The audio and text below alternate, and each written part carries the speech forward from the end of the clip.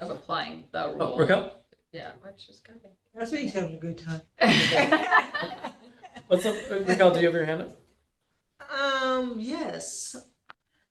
I think I may not be understanding besides speed, which I'm not persuaded by speed.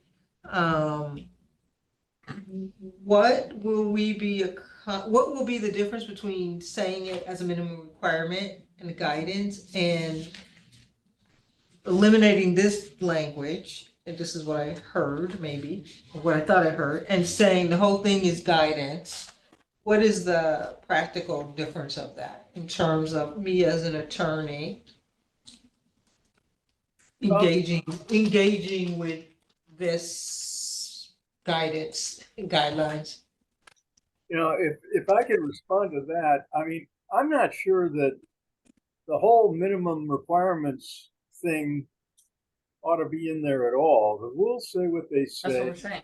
and we put them in a category: duty to comply with the law. We set forth what the rules are, and then we talk about best practices and challenges. For instance, when you get to competence, recognizing this is an evolving technology, maybe what we're going to say, or ultimately say, is that it would violate your duty of competence if you don't adequately supervise it. On the other hand, because it saves so much time, it might be below the standard of care not to use it. Or it might be an unconscionable fee to charge for doing legwork that could be avoided by use of AI. And those are the kind of considerations that should buzz around in our head when we're thinking about what the actual rules are, unless we're proposing a change to them. So I may be able to add to that a little bit. So, I mean, the rules are rules, right? We can't change them in this document. Correct. So we are pointing out rules that apply to the practical guidance that is being provided to the attorney. I think like looking at the confidentiality section is maybe a good place to look, in the sense that there can be sentences in there that say that a lawyer must not do something, and that's a requirement because it exists in 1.6 and 606AE. So a lawyer must not put confidential information into a product that lacks confidentiality and security Right. without consent. And that can exist in the guidelines. I think it does make it speedier, but it also may just make it more effective for the committee to not have to worry that they are creating new law in a document that cannot create new law by its own, just based on what the document is. Right. Well, So- and the other point in its favor is that if we were issuing a COPRAC opinion that said to put these things in AI without studying this does not satisfy the duty of competence, we would vet it carefully over many months, go out for public comment, come back and have, it's just not this sort of compressed timeframe process. I'm actually coming around to this completely, and then it lowers the stakes enormously for us stating something ambiguously and creating havoc for some poor practitioner that in a way that we didn't intend. It allows for more, yeah. Yeah. It sort of, in a way, reflects the ambiguity and sort of Yeah. uncertainty. It also, you could, I mean, as it relates to the board memo, you could also indicate that there are certain areas where you think a rule change may need to come, just not yet, right? And I think that's what I've heard as it relates to competence, maybe. Or an opinion. As Or an we start to opinion. see. I Yeah. think an opinion could be. But we could should make a also lot of sense state here. that none of the practical guidance is intended to alter any rules Right, or modify them. We don't think it's necessary at this time. right. Right. So Joel, but what you're saying, is it even a little bit different in that I think you're saying give for the considerations, we would give some examples, like the ones you used, which I don't think is what's being offered even in the change that we're talking about. Did I understand you correctly? That would be more helpful? Well, I'm going to concede that my imagination can't think of all the examples of AI for every rule. So that's not what I'm proposing. But what I'm Okay. saying is is that instead of trying to say what would comply with the rules, or even how to comply with the rules, that we ought to just state, here's a group of rules that deal with duty to comply with the law. We say what they are, and then we give some thoughts about issues that must be kept in mind or considered, or should, not must, should be kept in mind and considered as you seek to comply with that group of rules. I think that's in line with what the group, many of us are thinking. So I think Yes, we're same. probably at about 4 who are on that track at least right now. I'm not sure where you are right now. Trying to figure out where we are. I'll just say, I think we're gonna have to go through everything again, maybe doing that last, but I don't think it really changes many of the other sections Oh, good. that we've already done at quick glance. Took a quick look. Other than this section, really. I mean, so Joel, I think what you're saying as it relates to this section is would you keep a lawyer must comply? Or would you just have it say there are many relevant and applicable legal issues surrounding generative AI? Well, I would put, no, I wouldn't say must comply, because that's what you're saying. Over in the left column below Okay. are all the rules with which you must comply. Now, in the right column, we're going to talk to you about some unique issues that we've thought of that you should consider as you seek to comply with all the rules in the left column when you're using AI. It's not a problem to have, if it's all labeled practical guidance, it's not a problem to have some kind of a paraphrasing of the applicable rules. I kind of agree. Yeah, that's, to me, With that's that. one of the many benefits. If we switch the approach, you can paraphrase the Paraphrase. rule. Right. We're linking to the real rule, and our paraphrase will never be used to, as law, Right. right? So, And if a practitioner picks this up and says, gee, I could click on all of these links and go to the rules, which is very dense, and I'm not going to do that anyway. Instead, there's this paragraph that says, can't bill for that. they would have read it a long time ago. Right. Or anything.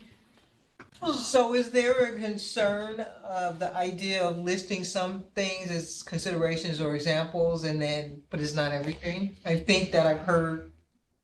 some That people- would be incomplete examples of this. Right, and then some people may say, Yeah. oh, well, you didn't say this, and. So I think that concern is always present, and it's lessened if we're Okay. just doing this as practical guidance and not as minimum requirements. Okay. Yeah. And I was horrified to hear this proposal, and now I'm on board with it. Horrified. Yeah, so that's how open my mind is. Very Uh, impressive. Daza has his I'm gonna turn hand, into a brag, right? Daza has his hand raised, okay. and then Brandon, I don't know if you want to ask if anyone objects or if you want to. We should do a straw. We should do a straw vote. Daza? Hi, thanks. This is regarding the list of other applicable rules that come up with respect to the use of generative AI. And there's one that's sort of missing here that may be worth including. And it's that there's a increasing number of mandatory law that specifically applies to the use of AI. So I'm thinking about the ordinance in New York when we're using it for hiring. Algorithmic decision making, arguably under the CCPA, comes up. The EU AI Act is about to become huge for people with international practices. And there's a lot of bills in state legislatures, including California state legislature. So I think another sort of dimension of this is to keep an eye on laws that apply just because you're using the technology and you're not exempt merely because you're practicing law. Does that rule relate to Rule 8.5? So I think we're looking at, so including but not limited to compliance with AI dash specific laws, privacy laws, intellectual, is that kind of what you mean, Daza? Yeah, exactly. In that list of privacy, IP, and cybersecurity, which is a Yeah. really good list that's inclusive of everything that I've always heard come up. Cross-border data transfer is usually kind of falls under privacy and security, but it really is its own thing, like depending on the jurisdiction. So consider whether we want to add that. So it'd be AI specific privacy, IP. Cross-border data transfer. I'm gonna put that right after privacy probably. Probably, yeah. It's Yeah. usually subsumed, but not always. So It can the, be like blocking statutes for secret information from governments and things like that, technology transfer. so the question I have is related to the last authority, which I thought would include this comment. Let me repeat Daz's comment. Am I not reading that right? 8.5, which is basically professional responsibility owed to other jurisdictions. So that's as a lawyer. So every state in California has their own professional responsibility rules and they're not all the same. Right. So that's what 8.5 says. So it basically says you have to comply with, if you're practicing in another jurisdiction, Whatever their law. you have to comply with their laws. So is that not broad enough to cover what Daz is saying? No. Not in this context. Okay. This is saying you have to comply with non-professional responsibility laws Okay. versus, Professional responsibility law. Correct. Okay, thanks. And if AI seems to be practicing law, then UPL comes. Yeah, where does the AI live? Exactly. Is this a good time for a straw poll? Readiness? I'm gonna suggest a straw poll on removing the minimum requirements and making all of this practical guidance. Will the column still say I the know. same or will? Everything will, What most column? everything will stay the same, we just won't be The top of dividing the, it. but how to satisfy ethical obligations is Take also out. now gone? Yes. Yeah. So what Column is will the be column? titled practical guidance. Practical Practical guidance. I kind of like this is just going back to what I mentioned at the beginning, but it's really guidelines, right? Like that's what this, I don't know. Yeah. Yeah, I agree. I just think the term guidelines is something that's used frequently.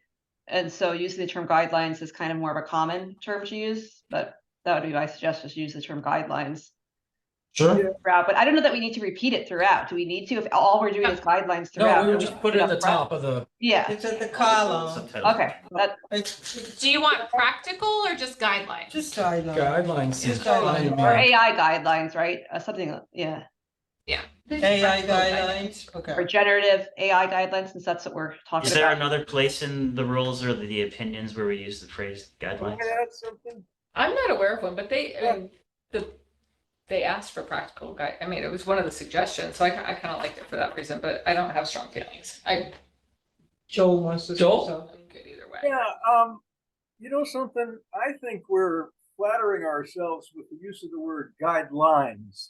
That states a certain precision, whereas guidance Okay. creates Practical guidance. something you gotta kind of look at, not something you have to do.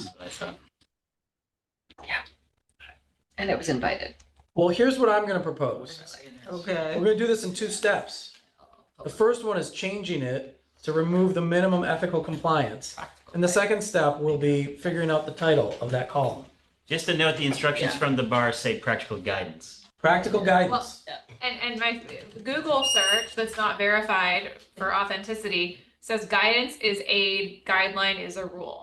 There you go. So it's guidance. This So- hasn't been- Joel knows a lot of things. Yeah. It's pretty impressive. Is this AI or is this just a good old fashioned dictionary? This is Google, so I haven't even clicked Oh, in. well, yeah, we know that's off. So let's do a straw poll on changing all of it to a synonym for guidance. Okay? Practical guidance. Yeah, I'm fine with that. We'll do that We'll next do that step. later. Got it. We can only fight about one thing at a time. So basically what you're asking to vote for right now is to Removing remove minimum ethical, requirements. minimal ethical requirements. Oh, I see. And Okay, best got it. practices. No, well, 'Cause yeah, and then remember the second phase will be what did we the vote decide? on what we're calling that. Remove labeling within the right column that corresponds to Subheading. the authorities. That's fine. I'm ready. Everyone can have their own private thing we're voting on. Vote on a yes or no, okay? Right. Listen, we all know what we're talking about here. So, and it's a straw poll, so it doesn't matter. Let's do it. Brown, Yes. Bradley, Chivers, Yes. Guzman, Mark, What am I voting on? Oh, Your idea. Guidelines? Or my whole We're not idea? titling it yet. To change The concept. it, just to change it, yes, Yeah. yes. Mercado. Yes. Munoz, O'Reilly, Yes. Poindexter, Yes. Robbie, Star, Krieger. Yes. All right, so. Okay, Do we do Manola? what are we calling it She's now? an advisor now, so she. Oh, so she doesn't vote. Oh, What a ripoff. Okay, so now we need to figure out what we're calling it. I'm That gonna was do a strong unanimous, hold right? on practical guidance is my Well, suggestion. Do we want to get through the yeah. document first? Yes, let's do that. I just want to wrap this concept up and then work through the rest of the document. Trust Eric and myself. Do that He's last. got it. He's gonna close. We're closing the deal on practical guidance. Or not. That's what's in their instruction to. Yeah, I know. So that's- It's just fine. And it's very close to Joel's suggestion. So we know might, get we his might win him support. over. We might win him Joe's over. support. Maybe. So it's in favor of practical In guidance. favor of practical guidance being the heading for the column. Which is currently, we would change how to satisfy ethical obligations. No, that's already out. So that is Oh, already sorry. out? Column is Yeah. empty right now. We're gonna get rid of best practices and we're gonna get rid of how to satisfy ethical obligations at the top of the chart Right. with, I'm suggesting practical guidance. Practical guidance is the top chart or the minimum requirement? Where's that language? Minimum requirements out, Period. So, at the top of the chart's just gonna say practical guidance. so it's gonna be replacing what's there now, ethical obligations. Okay, Yeah. fine. Tina Cole. That's right. We already Yes, did please. that. Okay, Brown, Yes. Bradley, Chivers, Yes. yes, Guzman. Yes. Mark, Yes. Mercado, Yes. Munoz, O'Reilly, Yes. Poindexter, Yes. Robbie, DePica, Robbie, Star, and Krieger. Yes. All right, so. Okay, now, I just have a quick question, even though I don't get to vote, I Yes. know, but I'm a little confused what we're doing here. So are we, so is the title of this still going to be guidelines, or we're changing this top title to practical guidance? Is that what, I wasn't clear what we were voting on, or just a column heading? It was a column It was heading. a column I heading. mean, Yeah. a framing, but also. Now let's vote on the font. yes. No, and and we can change the guidelines, we can And do we'll that have to too. change, yeah, we'll have to make the But document first- title the same. Well, and just to be clear, Yeah. the guidelines for the generative use of AI was taken from the task force from MIT. So that's where the Oh. title Oh, originated that- from, because at a meeting, last Okay. meeting, the meeting Yeah. prior, Exactly. the committee decided to base their document on that. It doesn't mean anything beyond that. It's just something that was taken from what the title Right. that their team used. So to the extent anyone's wedded to it or not, that's just where it came from. Right, Yeah, but we should change that, because And they're I not now guidelines, now they're practical guidance. Sarah? No, I think, I understand that it seems like people are way in favor of practical guidance, which I don't feel that strongly about, but I just point out again that, you know, the ABA, the New York State Bar Association, and other ethics committees, typically when they issue standards or something, they tend to call them guidelines. I don't think there's anything wrong with us using the term practical guidance, and to me, I do agree there's a, you know, if you look up the definition of each, they both are intended to guide someone's conduct. So I think they have similar meanings, but I just don't know if, I guess maybe they'll be equally understood. But I just point out that I think guidelines has wider use. I'll just say two more things. The one thing that's convinced me from this whole discussion today is that we have a few more answers than a few more questions than we have answers. So I'm not ready to say we've got guidelines yet in California. Secondly, maybe it ought to be changed to guidance for practitioners. Versus practical guidelines.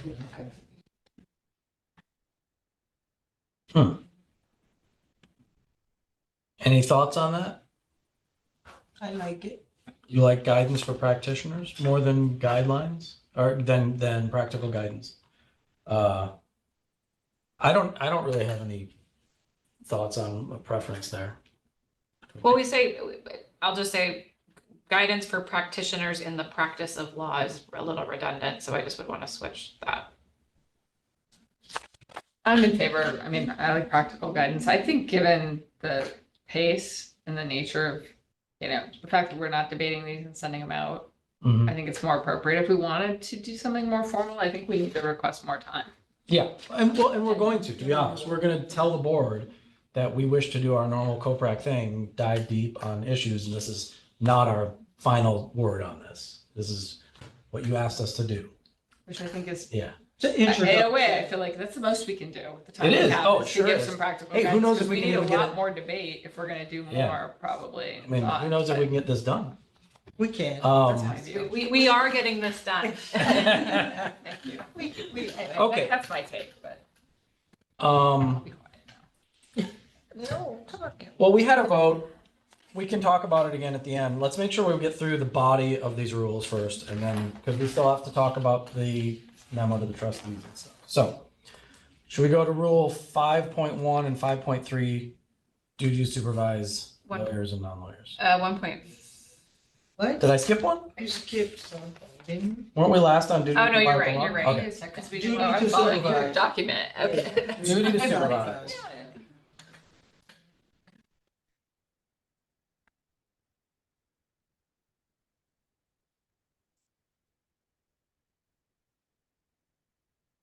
This becomes much less fraught now that it's not minimum requirements, huh? That's right. See, It's harder to argue with it. that's right. Just guidance. There's some, I have one suggestion just to Yes. add to here is, I think we should be referencing rule 5.2 here and maybe including a guidance relating the duty of subordinate attorneys as well when it comes to the use of AI, particularly if they're directed, to use a certain type of AI that might be particularly risky, or there could be a lot of, I think, issues where it could come up. Sarah, do you think, would it just say, do you want something completely separate that talks about the responsibility of a subordinate attorney, or do you, at the end of the first paragraph, just something that says that this applies equally to supervisorial and subordinate attorneys? Or do you think it goes beyond that in the context of AI?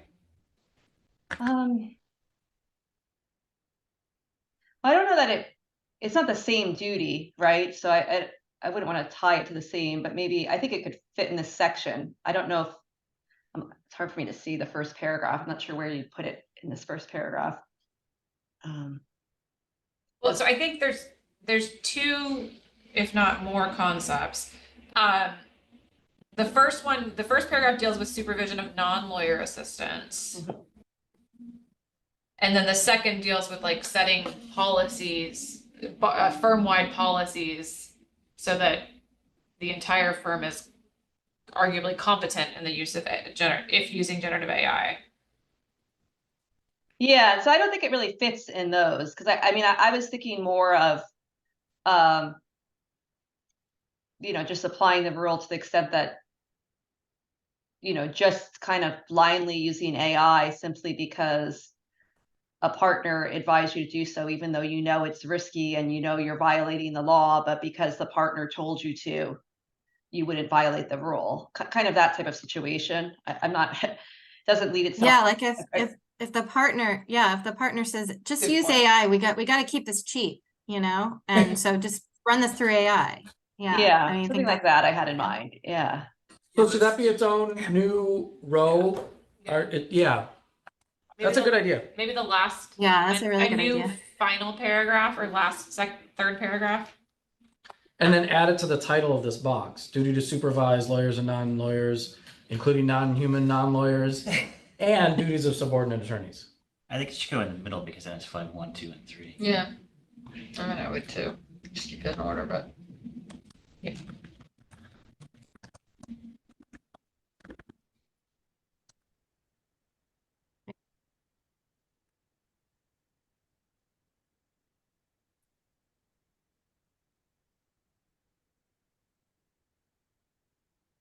Although they're not strictly.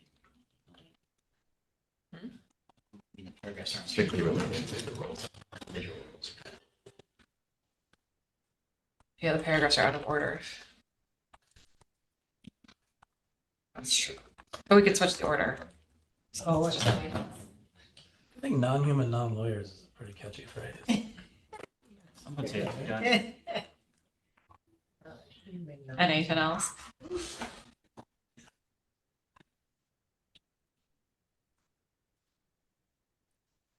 Okay, see how much more streamlined that was? This is great. Guidance? This is brilliant. And then I do like the having it be ordered concept. So can you move the managerial, the first paragraph is gonna be, I think, the last paragraph is what we're saying.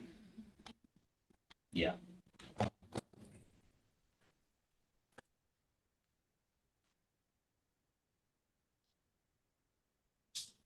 Elsa has his hand.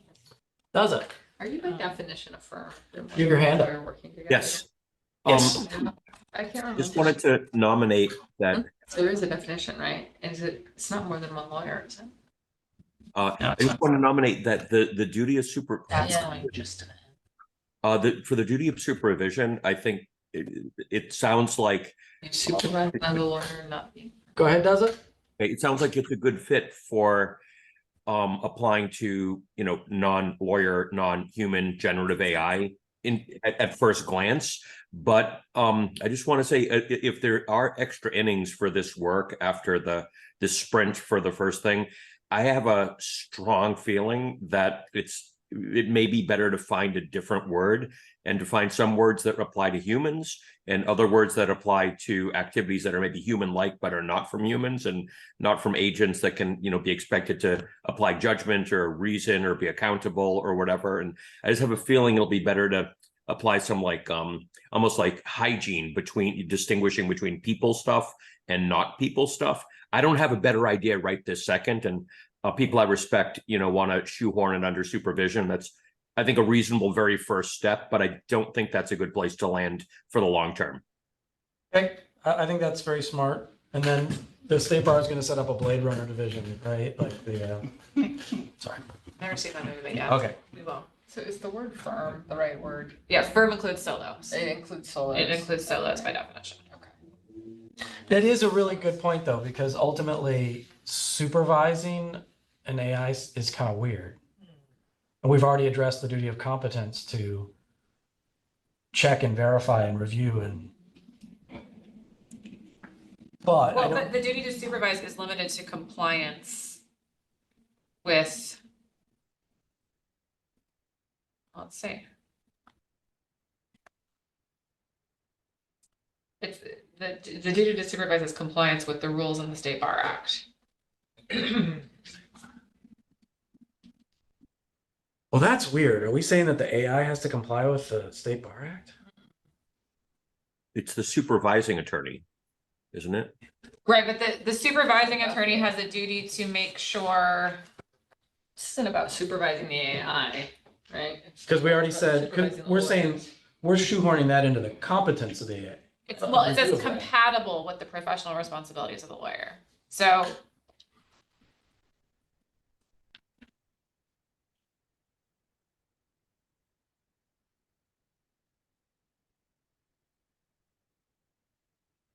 So, okay, And then your risk, if you, I guess if the AI does something wrong,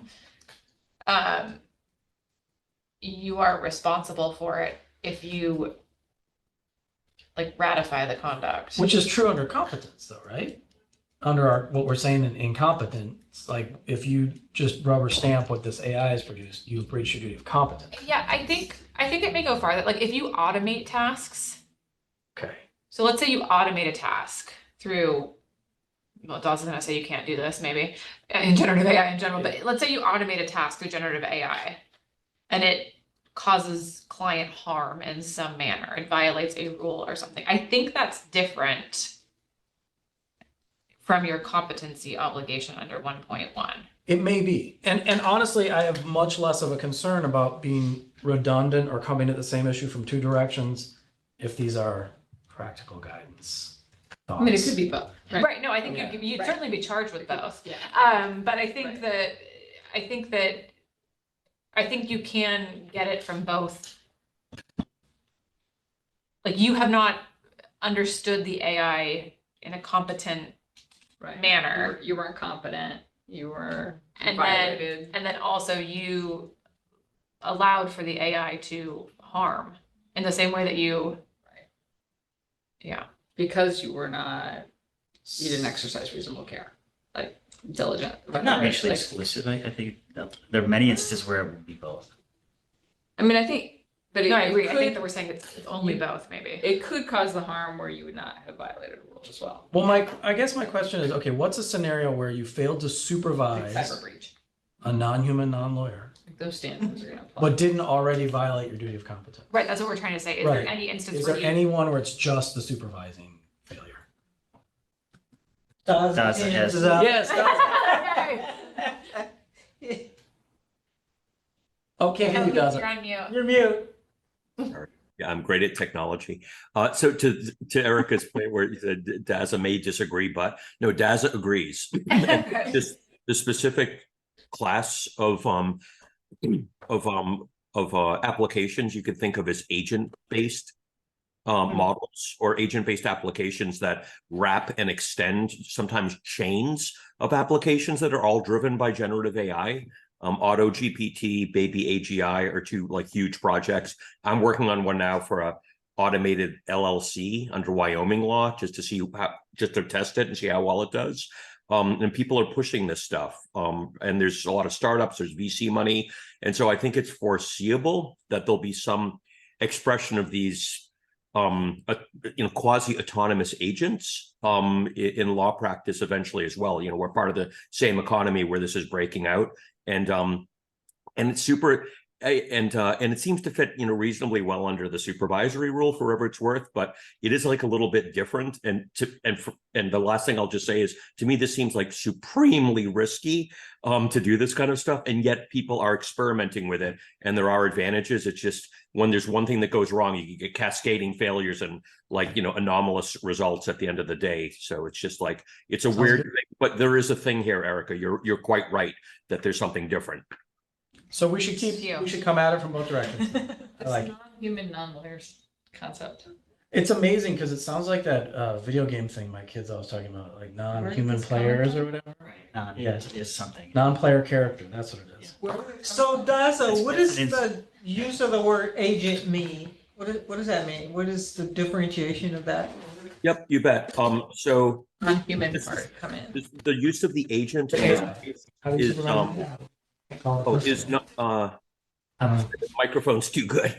It's not to be confused with like the restatement of agency, which really has this kind of agent principle third party thing where the agent has to be a legal entity that can apply reason, can be held accountable, as rights and obligations, can sue and be sued. But we use the same word, and so you can distinguish it by basically saying it's a these autonomous agents or like electronic agents are designed to be able to do sequences. They basically have inputs, processing, and outputs, almost like a robot, you could say. They're almost always software, the ones I'm talking about.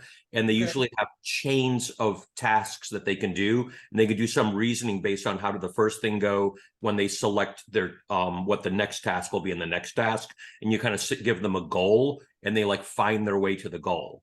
And so two things I would encourage you to just Google at some point would be something called Auto GPT, AUTO GPT, and Baby AGI are two really popular GitHub repos now, where a lot of startups and companies and researchers are testing out this technology.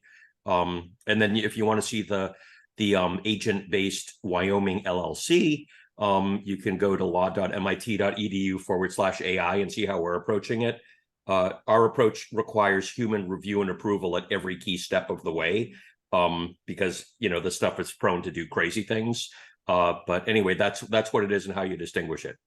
And so, to you and Erica's, whatever you all were talking about, I didn't quite focus. We don't have a rule that covers agents. Supervision rules don't cover it because it implies humans. Yeah, so the non-lawyer assistant rule contemplated like a paralegal or a law clerk And or non-attorney. a human. A human. A human. So we're changing the rule by saying it applies Well, to and non-humans. that's what you've been asking Yeah. is are we changing the rule? Right. No, we're not, because this is a practical guidance document. Right. But do we But- really but want to we- say this applies to AI, the duty to supervise? or Because it's doesn't that practical subsume guidance, you're just other saying the things? best way to look at this is to treat it as though it's a non-lawyer assistant. And that's, we say that, it should be, the Yeah. use of generative AI should be treated Yeah. as the use of a non-lawyer assistant. Not that And the it's rules guidance. changed or that applies to robots, but that if you do that, you'll be better off. Right?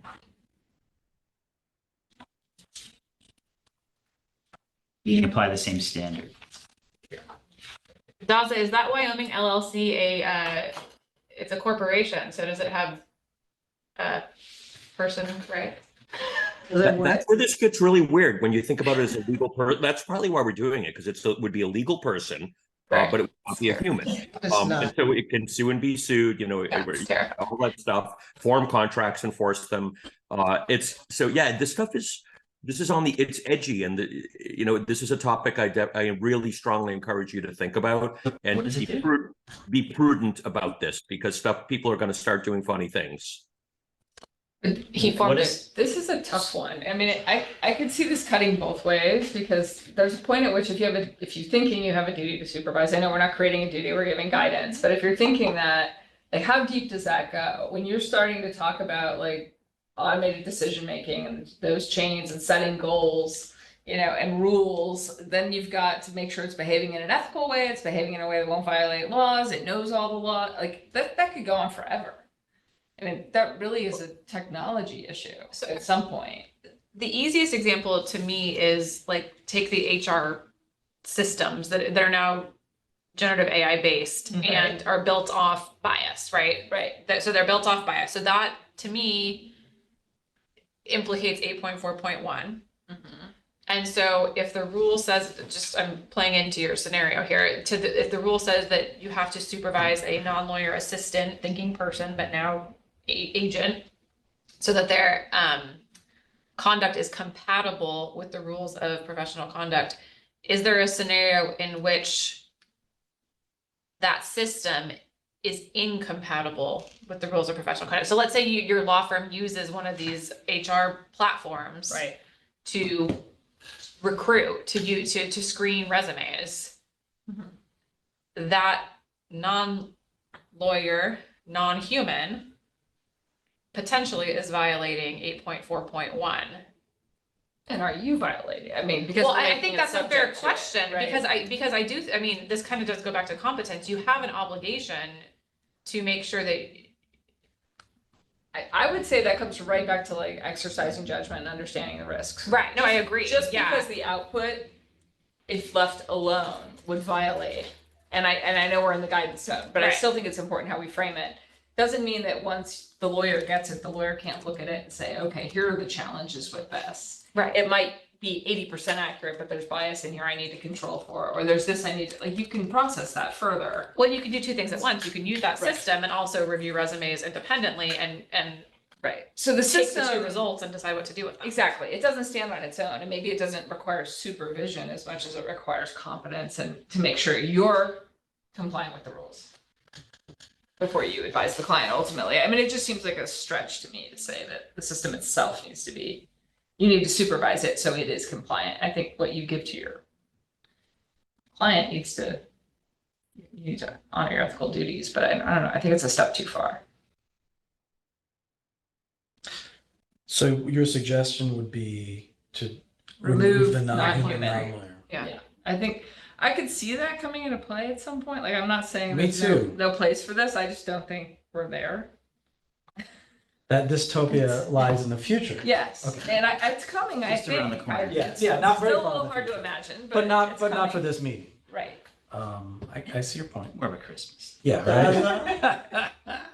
Well, okay, but I do want to point out, so maybe this needs to be addressed more clearly in the 8.4.1 context, but I think there are other scenarios outside of 8.4.1 and maybe outside of 1.1 where you have to be careful of what the AI is doing. And that's what I think, It's like, important to But say. those are those other Yeah. rules not supervising. Right. but what other rules? But whatever it is that's doing wrong, those rules. Just like general law office management. I mean, I can think of billing. Billing's a good example, so we can put that in 1.5. Right? But are there other areas you're going to automate, for lack of a better word, that don't, I guess what I'm trying to say, are there any other areas that don't exist in 1.1, 8.4.1, and 1.5? Just, wouldn't it be true of any technology though? And these rules are governing our use of technology. I mean, humans can program with bias, AI can generate with bias. I'm not seeing the. No, I think outside of the bias context, I'm trying to Okay. separate, I'm trying to think if there's anything else outside besides bias that AI, because it has agency or will soon have agency, Okay. can do that needs to be supervised. It can lie, cheat, steal. But that's all competency. So Right, that but- fits there. So what are you asking? Are there rules other than the ones we've identified? Are there things it could do other than what we've identified in the rule? And maybe is that what you're Meaning, saying? what are we losing control of or visibility on if we eliminate non-human non-lawyer?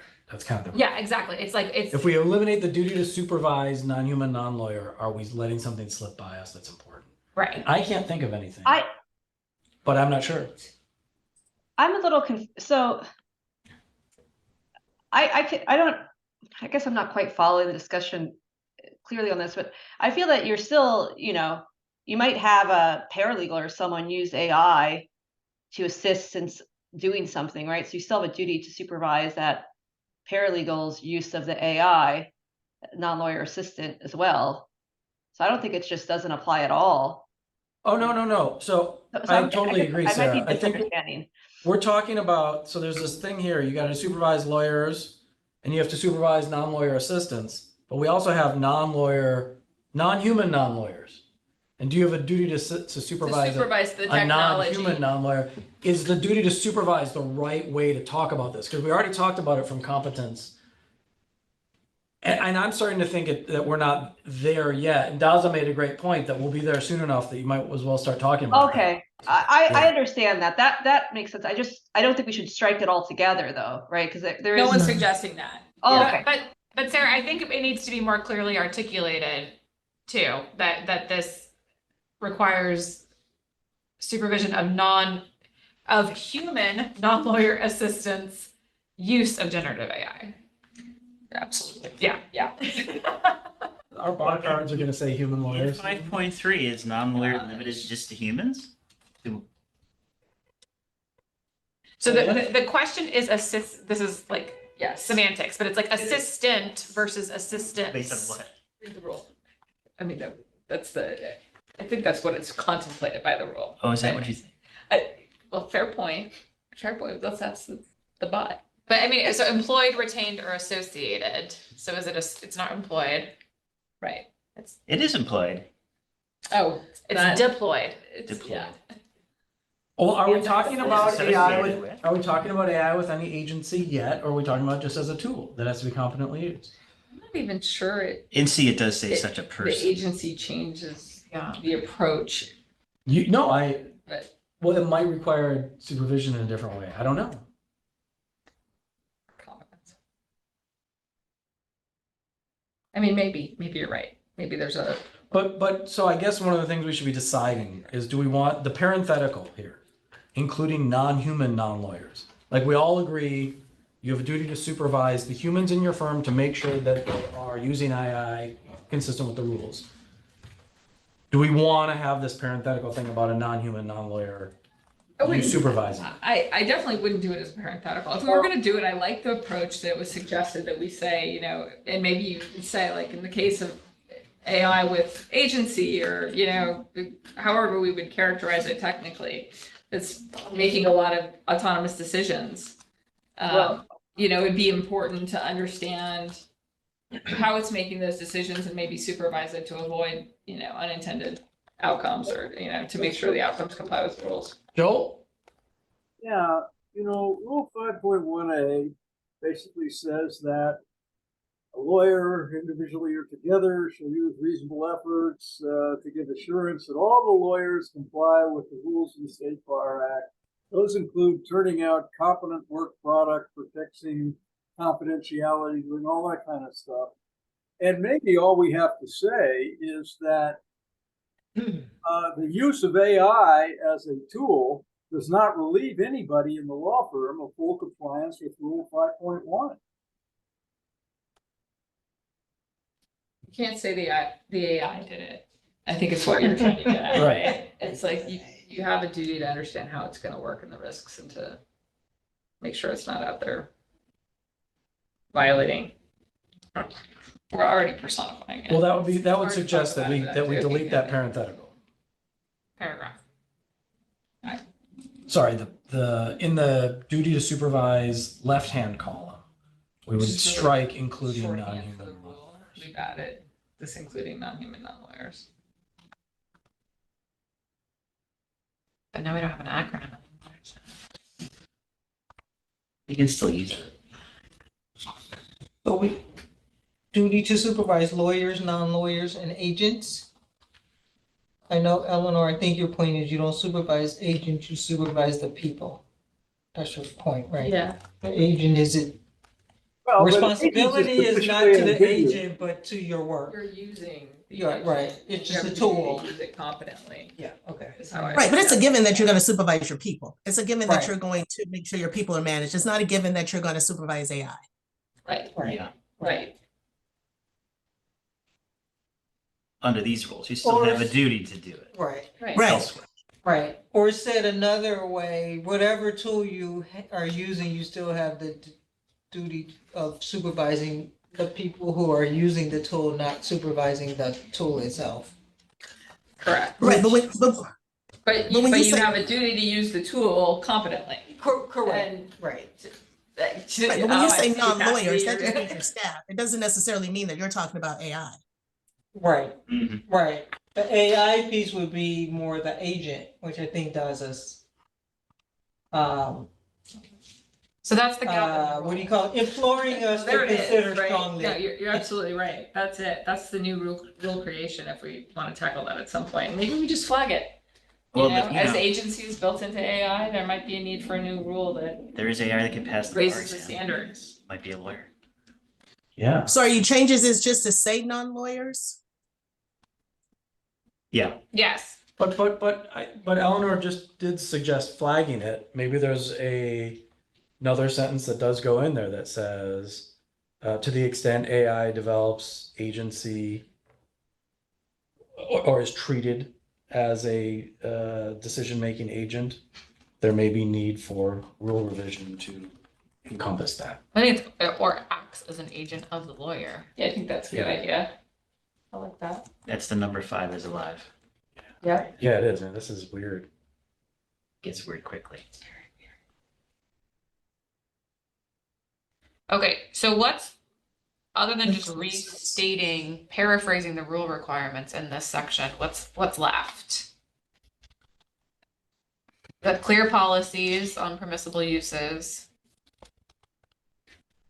Providing training.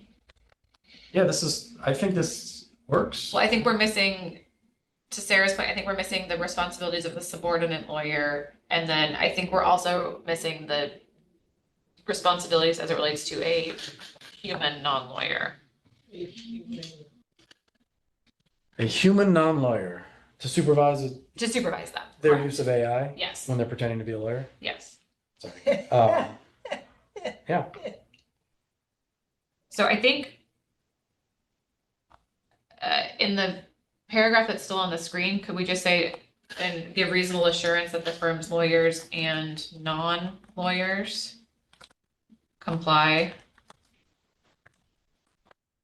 Well, if you're mentioning 5.3, that talks about non-lawyers.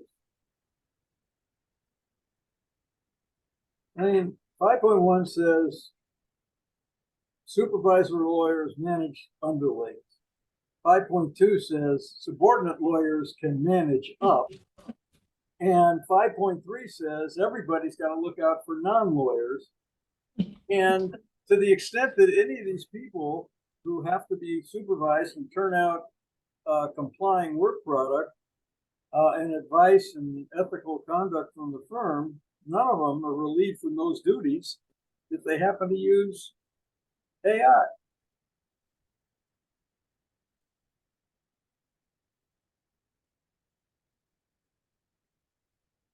So is 5.1 and 5.3 covered by the paragraph that's on the screen? I think so. Yeah, I think so. And then we'll talk about 5.2. Mm-hmm. Well, if you read 5.3, when you say non-lawyers, that would, if you include a service, like a research service or something, within that broad definition, then you're right there. In other words, I go to this website that's got Chat ABT or ABI, whatever it is, and I do my work from there. I've got to supervise that service and the people who provide that service to the extent I have to verify the work product before I use it. But That's not five. That's not the 5 rules. Yeah, That's we're a thinking that's different rule. competency. That's what the discussion, I think, just was. Wait. Is somebody saying that? Oh, well, never mind. Never mind. Go ahead. I'm sorry. Go ahead. Well, I think, Joel, I think what we were saying is that 5.3 seems to suggest that it, based on the language of the rule, that it applies to a person. Right. So it talks about person throughout the rule, and then in the only comment that exists in the rule describes what non-lawyer assistants are, to include like paralegals, law clerks, etc. And so what we are, I think what the group is saying is that the supervision of generative AI, whether it has agency or not, has to come through another rule. Otherwise, we are expanding the scope of 5.3 right now. And I think what we were saying is that in the future, there may need to be a different rule or changes to that rule to remove the word person or clarify what a person or non-person is. But for now, to interpret 5.3 as to extend to generative AI would change the requirements set forth in 5.3. Yeah. Like, someone jump in if I said That's right. If you're supervising the software, it's a different rule. Right. If you're supervising a human using the software, then you're here.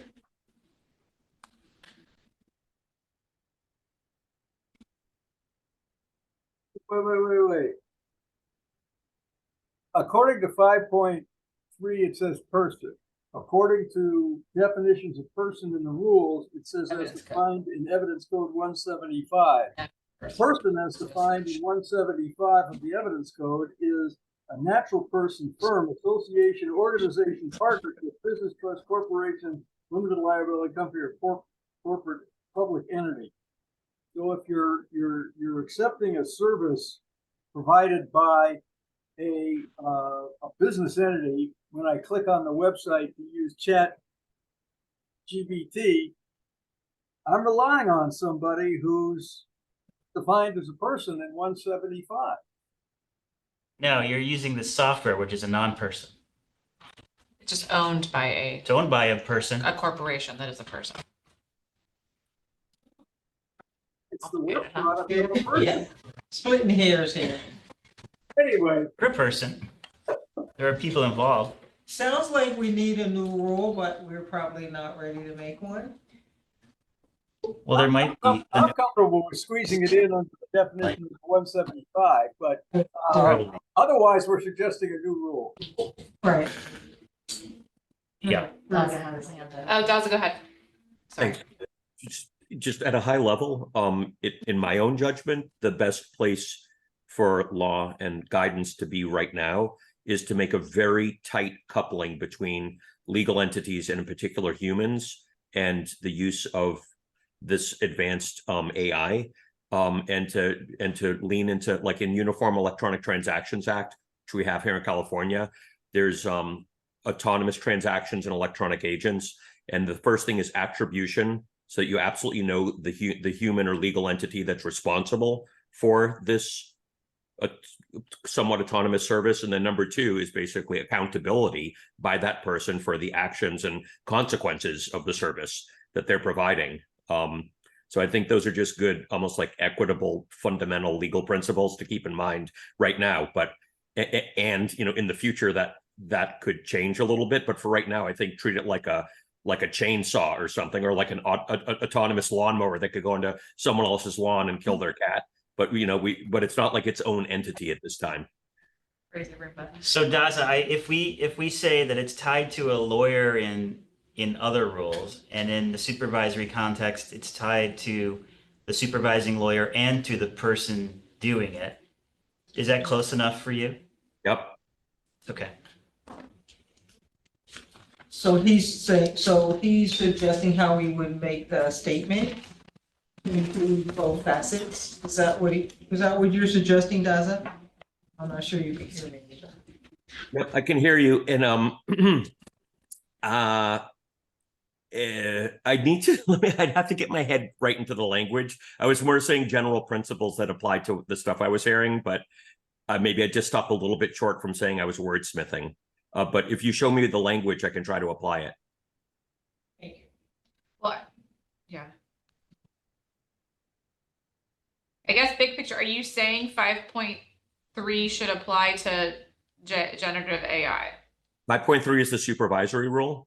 Of non-lawyer assistants. Oh, I got With you. And Yeah, ANT.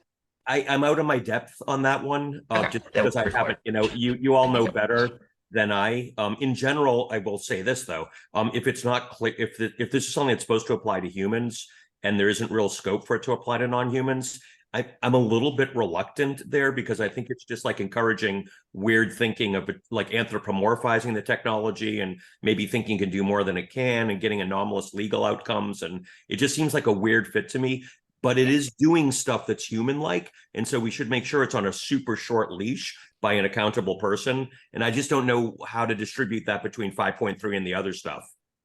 Well, I think it's 1.1. It's What are we talking 1.1 and 5.3 or both. Independent judgment. We have a It's comment 1.1. there, right? Yeah, And but there's then- always a human lawyer who's 1 degree away. well, I think that's why adding that's the- where I come around to. There's a whole bunch of things that 5.3 are included within the duty of supervision, 5.1, 5.3. And I think if we just say that if any of those entities, people or whatever, use ChatGPT, artificial intelligence, generative artificial intelligence, it doesn't exclude all the people I have to supervise. It doesn't excuse their lack of competence. But you'd get them under 1.1 then, because it's lack of competence. The same with 5.3. I've got to supervise those people too. When I hire a process server, I'm Right. responsible for what they do. And But- so nobody who uses artificial intelligence should be excused from any of those rules. They're not, because they're They're covered by using 1.1. AI. Yeah, I think we're saying the same thing, just slightly differently, in the sense that Okay.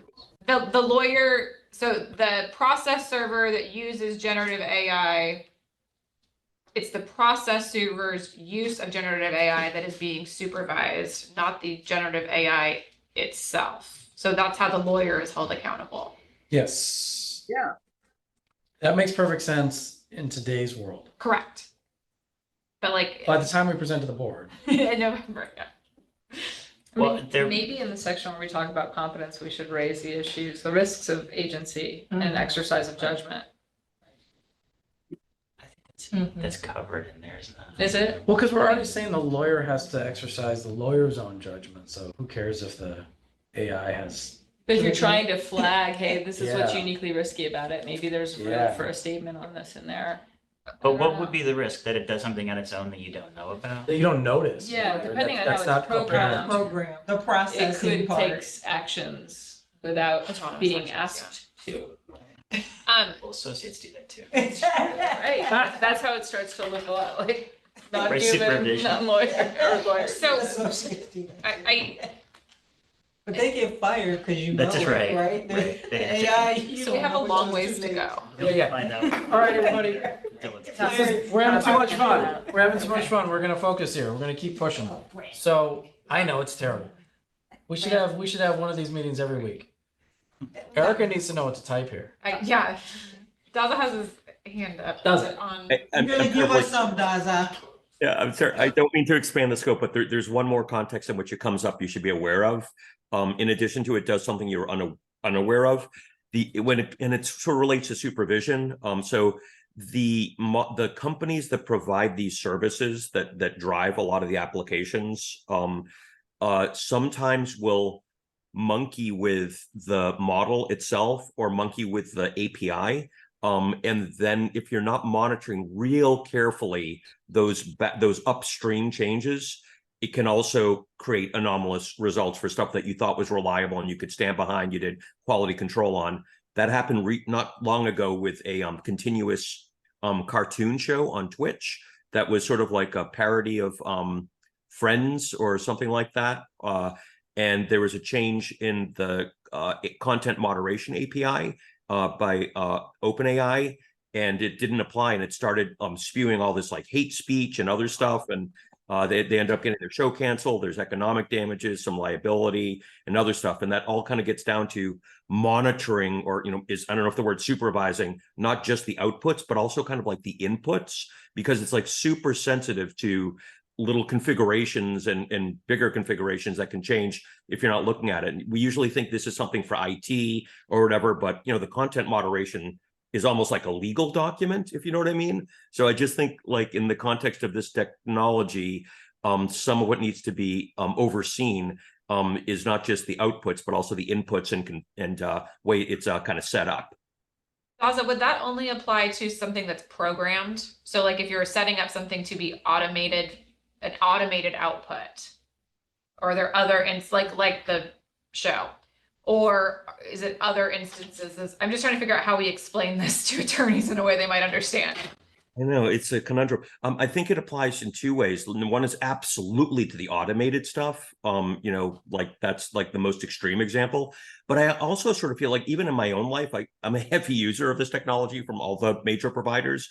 And when they change something and I do this manually, the same process again, and start getting different results, it's like I have to redo all my thinking about what tool I use for what job. So I think it might be a little bit broader possibly, but and I'm not sure that you necessarily have to grapple with it at this moment, at this time, but it seemed relevant to the conversation about what the risks could be.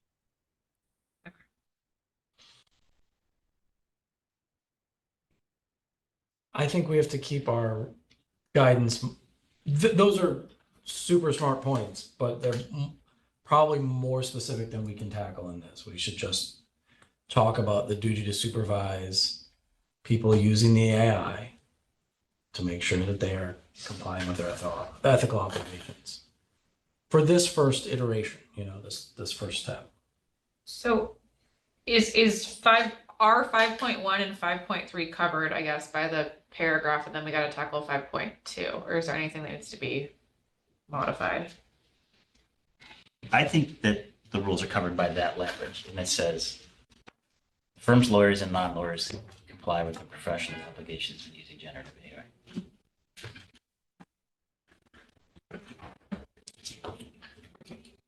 I mean, I think 5, 1, and 3 are well covered by what we have, and we need to figure out how we talk about the subordinate lawyer.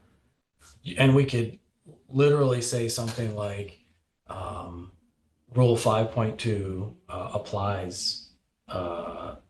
There's no exception to 5.2 when a partner tells you to use AI or something. Right. Like it's unaffected. You still have the same independent duties, even with respect to this technology.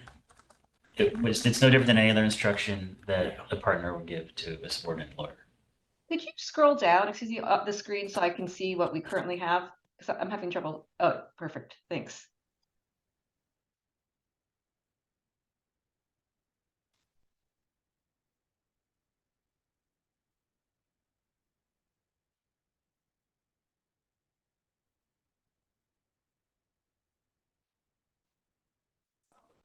I think the one behind it. Okay. Coffee too. Thank you. I think. It is. All right. And we may continue. This seems like, I don't know if I'm going back to what we've already addressed, but the second sentence here the use of generative AI should be treated as the use of a non-lawyer assistant. Sarah, I think we're gonna delete that whole paragraph. So I think. Oh, okay. Exactly. That, I think Okay. we're past that and we're gonna delete that whole thing. I think what we're just trying to figure out is what we need to say about a subordinate lawyer. Oh, okay, Sorry. so we were just confirming that the top part, I already looked at it. It's good. Correct. Okay, understood. Sorry. There's no exceptions under 5.2 for AI, for subordinate lawyers. They have the same duties with regard to AI as they would any other instructions.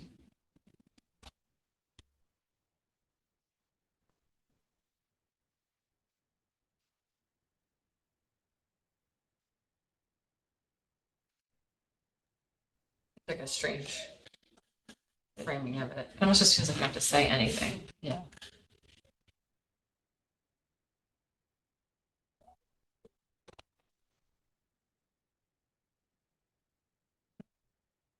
Okay, Can we just say a subordinate lawyer may not use generative AI at the direction of a supervisorial lawyer in a manner that, I just want to tie it back to AI, I guess. Like, and the supervisor. Yeah.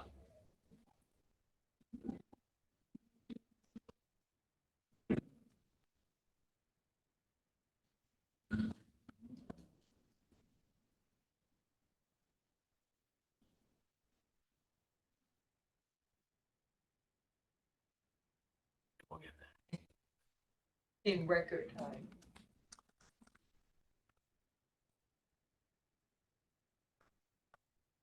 a subordinate lawyer's duties under, So. yeah, should we just say a subordinate lawyer's duties under 5.2 apply fully with respect to use of generative AI? So how about, I just I said, think that's what, something like that, because I don't think we should rephrase the Right. this reference.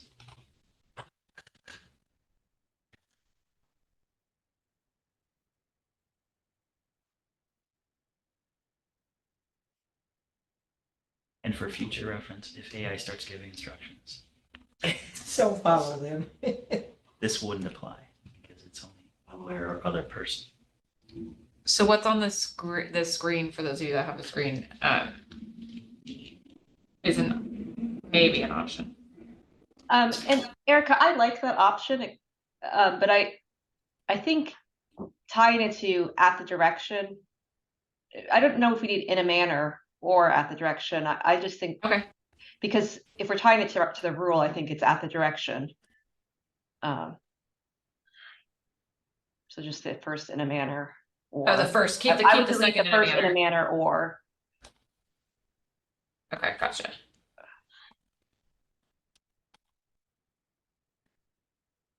Should we say under rule 5.2? Or do we want to just keep the statement as is? I just don't want to do that because we would have to do it every other place. Got that it. we did it. Smart.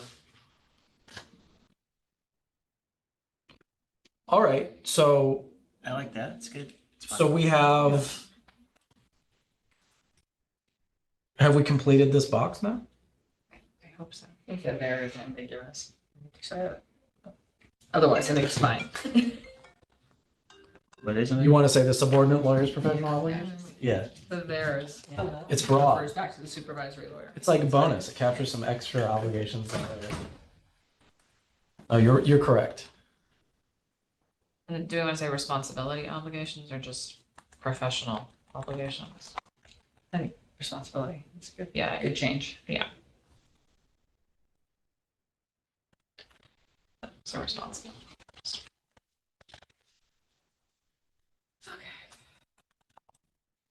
All right.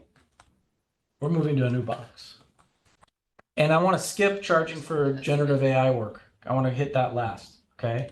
Because that's going to be, there's a lot of discussion. I can feel it. Candor to the tribunal.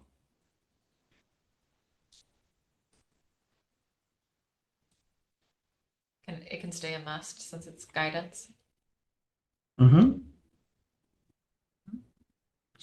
Should. I feel like if there is a, well, if there's a duty to disclose your use of AI to the court, then you probably then have a duty to, why wouldn't you have a duty to communicate that to the client as well? So it's just making me rethink the communication discussion that we had earlier on. It's the basis for that. I mean, how am I going to tell the court that I'm using AI? And isn't that Right, kind of- well, there's No, there's some courts existing that orders. Yeah, there's many Yeah. courts that But have. randomly, patchwork. Yeah. But absent that. Yeah, No, I agree. So absent that, I don't think there is such Right. an obligation.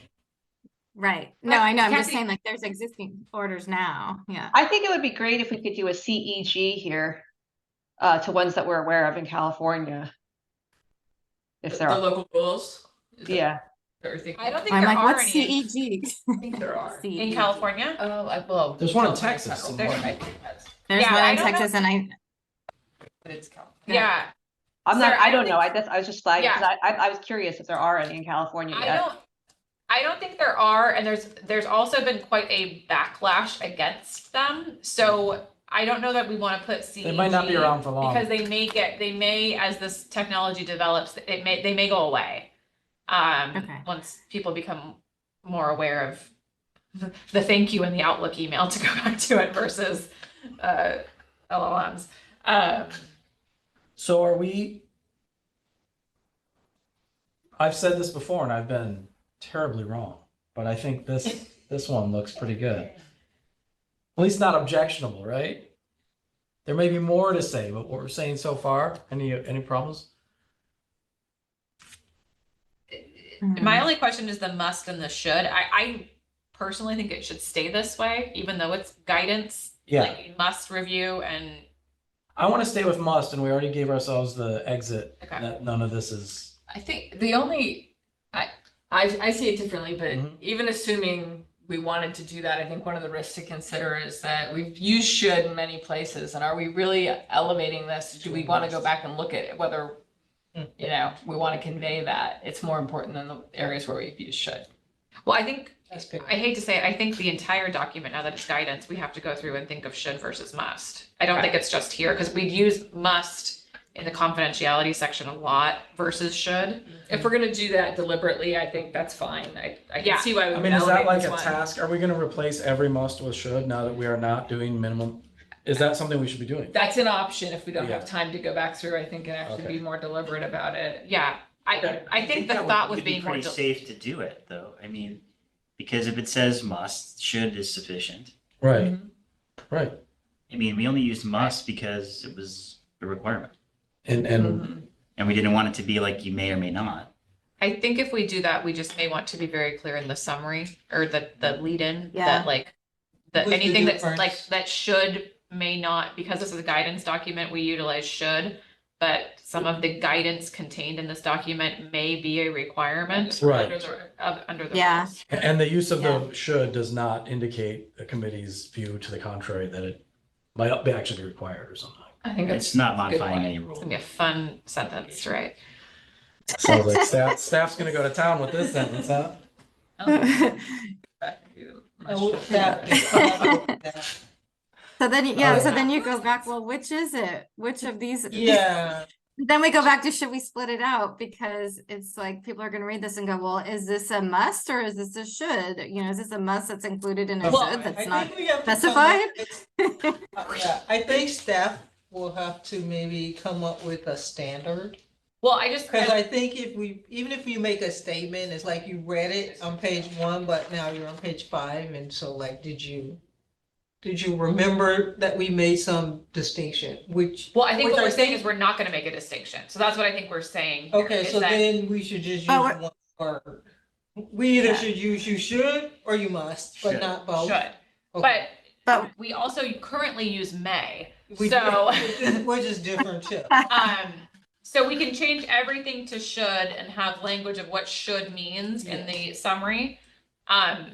Which in the interest of time may make the most sense. But I think we should table that. Yep. and- Yes. Yeah. We can keep going Yeah. forward. Okay. Interesting, you think about this, is this really like the review, is that about candor and merit? It's more about meritorious claims and contentions, right? It is. The review is 3.3. Yeah, okay, got it. Got it. So flip those because you want to go in order or not? Well, no, I actually think it's both. So you have a duty of candor to the court, which includes correcting any misrepresentations you make to the court, which is why you have to review. Right. That's 3.3. You have the duty of candor includes disclosing to the court that you're using AI as required by a local rule, standing order, etc. Right. But you also have a duty to review, because your duty to the court includes not misleading the court. So like the Mata case. Yeah. Is a 3.3 violation. But I think you also, I think that first the first sentence I think applies to 3.1, the meritorious claims, as well as 3.3. And then the second sentence applies to just 3.3. Let's try and keep in mind the general concept here. We've said about the left-hand column, you must comply with all that. What we're saying in the right-hand column is, here's the things you should do to make sure you're complying. Right. Uh-huh. Oh, you should do them. Yeah. Yeah. In some instances also must. Right. But you still should, But you should. even if you must. Yeah. Well, you Must. definitely. You also may. It's strong, but it's stronger than may, right? No, yeah. On yeah, the yeah. continuum, Yeah, I may is least required. Yeah. Must is most on the continuum. Should is kind of in the middle. Yeah, but I think in our definition, we're gonna have to I agree. Define it. Make conflate it all clear, of yeah, this. we're gonna have to make it clear that, yeah. What each means in this I don't even wanna restate it, cause context. you guys are gonna make it clear. Make it plain. I'll be right.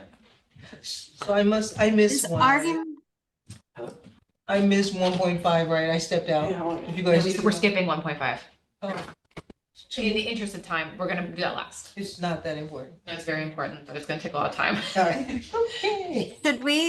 should we be saying misleading argument? I'm just thinking maybe argument is too limited and maybe broaden it to correct any errors or misleading statements.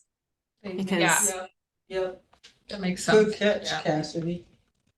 well, thank you. I try. Oh, great, okay. More than try. You Just do. Grammatically, something like before including them in any submission to the court or something like that. I think we're missing Yeah. a subject. When we're done with this, we're gonna be AI experts. For about 20 minutes. So just put that on your resume. We've thought about it more than most. So they all have agency. We've thought about it more than most. They're just like, yeah, let's just use it. Don't worry about it. Eventually this committee will get replaced by AI. It can't because it doesn't have judgment But we will and have to- wisdom. We'll have to supervise it. Yes. It does, it's going It's to almost have like judgment and maybe wisdom. It can't. What is No the, way. it's like, it's almost It like will the portion of not. content is, because it's, we're taking Exactly, right. statements, citations. like I don't to think so. It's include not any human. Submission to the court or anything filed with, submitted to a court, Better than humans. providing it to a not. court. We'll see. It won't.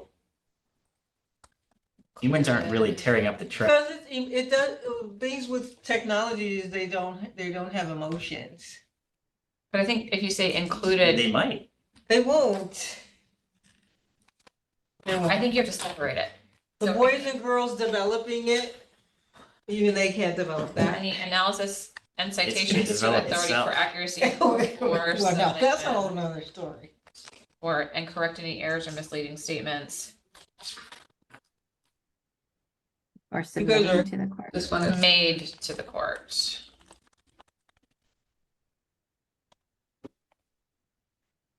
Oh, yeah. Daza, do you Separate think it out, AI, the that the action. practice of law is the most complicated application of AI?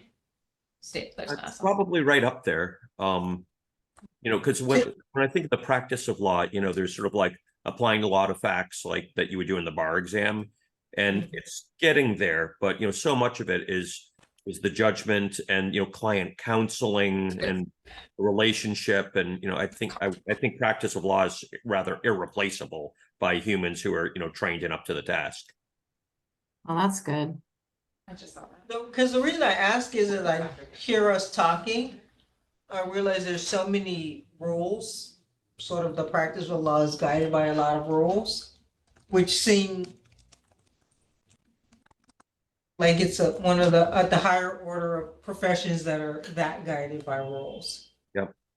right? So thus, if somebody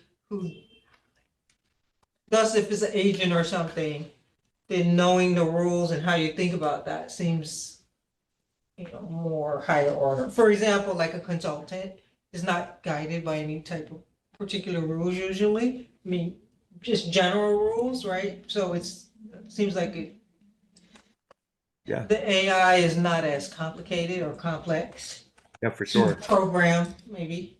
Yep. And it's coming up in other, adjacent professions too, like in tax and audit and Right, other which things. is, right, so Well, more, medicine is huge. Like the AI is making huge advantage of diagnostics and a lot of other stuff, but that's not the same as the complete role of a doctor in our society and for our Right. people. right, Alright, right. I'm really worried we're not gonna finish. Well, we're waiting for you guys to do your wordsmithing over there. I think we have it on the screen. And since Brandon had to step out for a minute, He's back. oh, good. If everyone wants to take a look at what's on the screen as it relates to 3.1 and 3.3, and then maybe after that, I see that Deepika has joined us. Maybe we can introduce her real quick after that, once Brandon's had a second to settle back in. I think we should make her Well, finish. generative AI, which I think she would- Good. Correct any errors or misleading statements to the coordinator. I like that. Love it. Sounds good to me. Oh, what do I know? Do you want to introduce Deepika? Yes, Deepika, are you with us? We need to see your face. Hello, Deepika. Hi, everyone. Everybody, this is one of our 2 new members. This is Deepika Ravi, and are you coming in from DC today? I am. Welcome. You are joining us in the midst of a marathon session. So this is going to be unlike most meetings, I think, where we are in this meeting focusing on one thing, as it turns out. So we're working on our guidelines for use of generative AI right now. All right. But Great to meet you. welcome, all. Deepika. It's actually. Thank Nice to you. meet you. Guidance, not guidelines, guidance. Guidance, Yes. practical guidance. We've all lost our minds in the room. Yes. And you're joining us later in the day, so we're usually even more focused than we are at this moment. But we're a little punchy. Yeah, Yeah. So. but welcome. So Brandon, I think we're on 8.4.1, unless Yes. there's objections of moving on. Okay. Each task. I know, sorry. No, this is- I just, we have an hour and 25 minutes. All right. Now,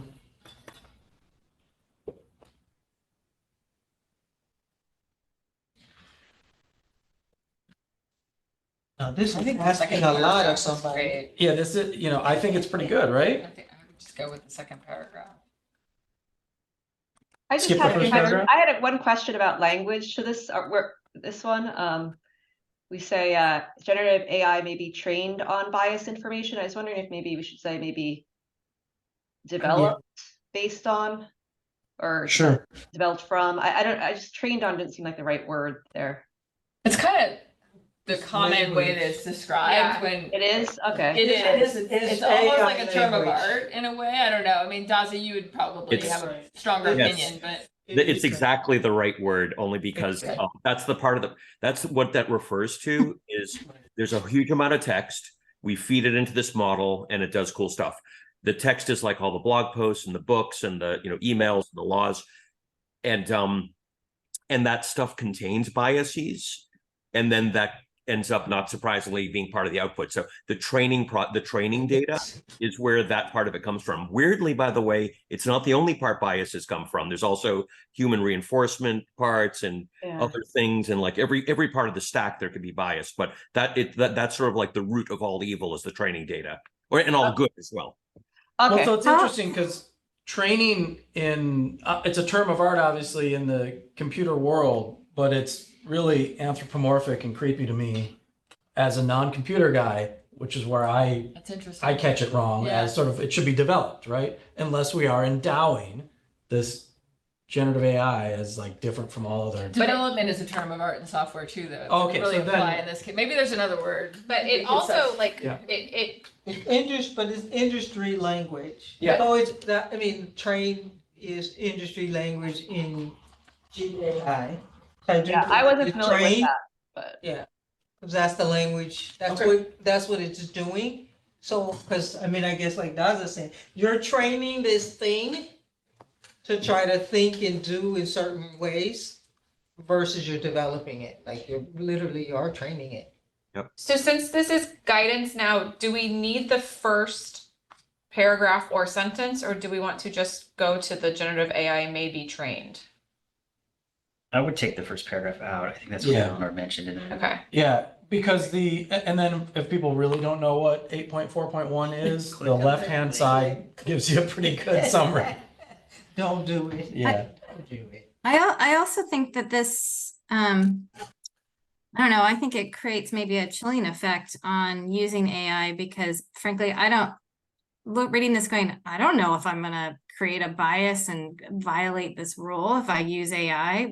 I don't even know how that would happen, you know, for a lawyer. Like how is it that a lawyer's use of AI, just putting in the inputs, will create a biased output deliberately? You know what I If mean? you don't know, Like, you shouldn't be using it. No, but well, right, that's a good point. Good point. Yes, that's true. That's why I don't use it. but But, Cassie, Don't use it. an example is the hiring. So to the extent, I mean, that's the easy example. To the Okay. extent because 8.4.1 speaks to hiring employees and screening clients and so on and so forth, to the extent you are using a product that has built-in biases to screen clients or to screen potential employees, Mhm. you're not verifying that the bias has been removed or doing, you know, a separate check, you are arguably violating 8.4.1. Okay. But you All would right, have the that makes same sense. same obligation if it were humans and Right, HR department exactly. doing Right. that. Yeah, And yeah, how yeah, would you yeah, yeah. know how do you know you're buying a product? I mean, By the Every product has biases in it. well, every person too. Right, So, I right. mean, Right. there's like a reasonableness factor here. So, and I mean, that's the question, like, what's more biased, the product or the person you would have delegated the task to, or Right. yourself? Right. So, I mean, it's a complicated So question. it's interesting, there's a rule on this. It's interesting. Is it new? Is this a new rule? It's, Ish. no, well, yes and no. It's the original rule originated in the mid-90s, but it didn't have very much teeth to it because it required a final judgment.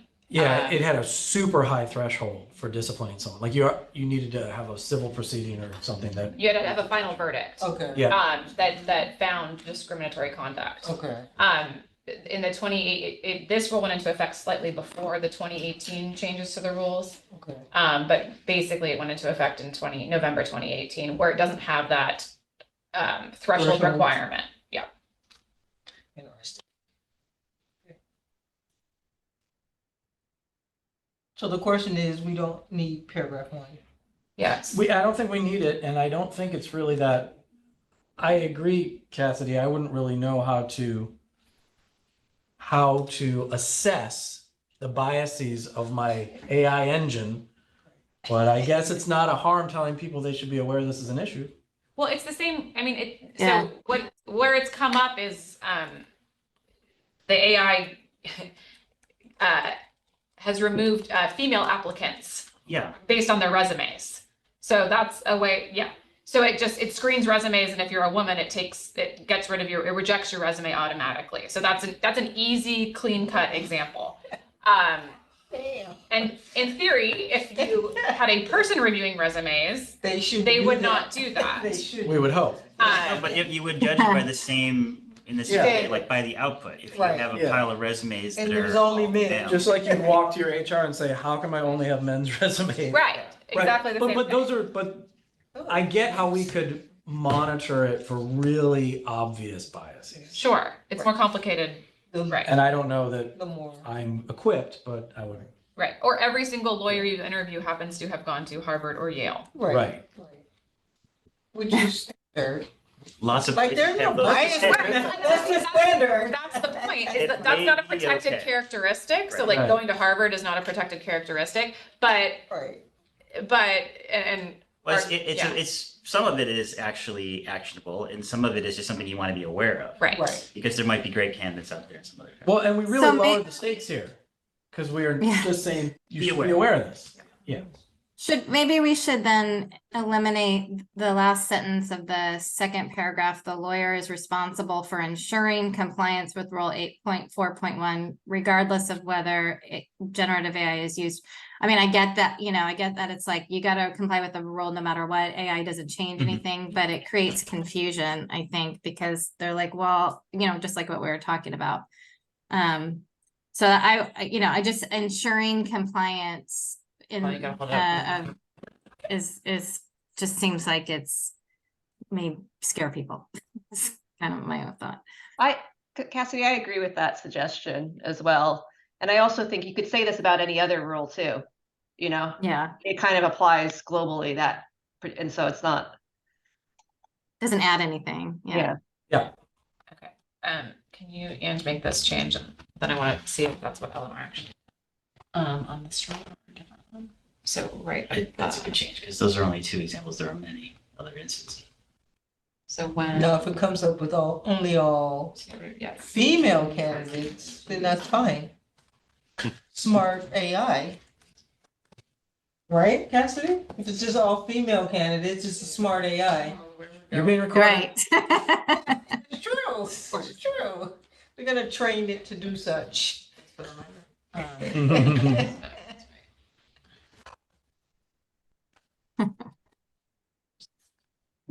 Depends on who's doing the training, I suppose. We're putting it on the This change screen now, now. I think. Okay, it'll be on the screen in a second. Okay. I think it's just recognizing that those are 2 examples and there could be more. Yeah.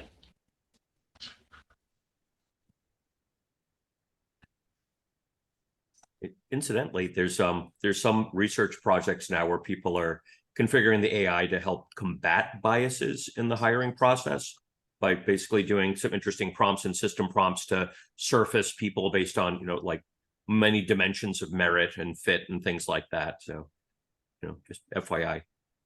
Usually it's done the bad way, and all the candidates are named Chad and play lacrosse or something terrible, but it's a supple technology. All right, so there's changes that you can hopefully see on your screen. I agree with Maybe or should be. Well, that's gonna, put a placeholder in that for right now. Well, in this context, it would be may, because it may be trained on it, it may not be. Right. It's not a. But the Oh, lawyer you're right. should be aware. But the lawyer, they should be aware. So don't do Control F and No, replace just- every single may.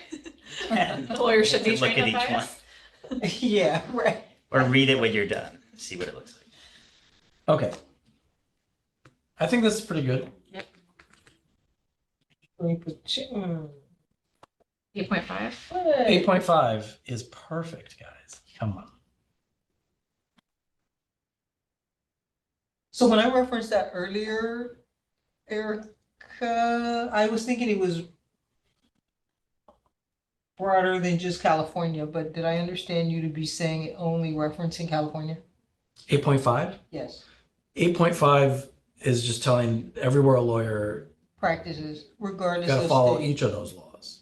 Right, not just in California, in any jurisdiction, correct? Right, Yeah, okay. It's not really possible to do that, by the way, but that's okay. right. But that's the rule. Right, you're supposed to be Pretty good at that. Well, that's why choice gets choice of law. generative AI can do. Also. Right. Okay. Any comments on the 8.5 box? Are we comfortable with this?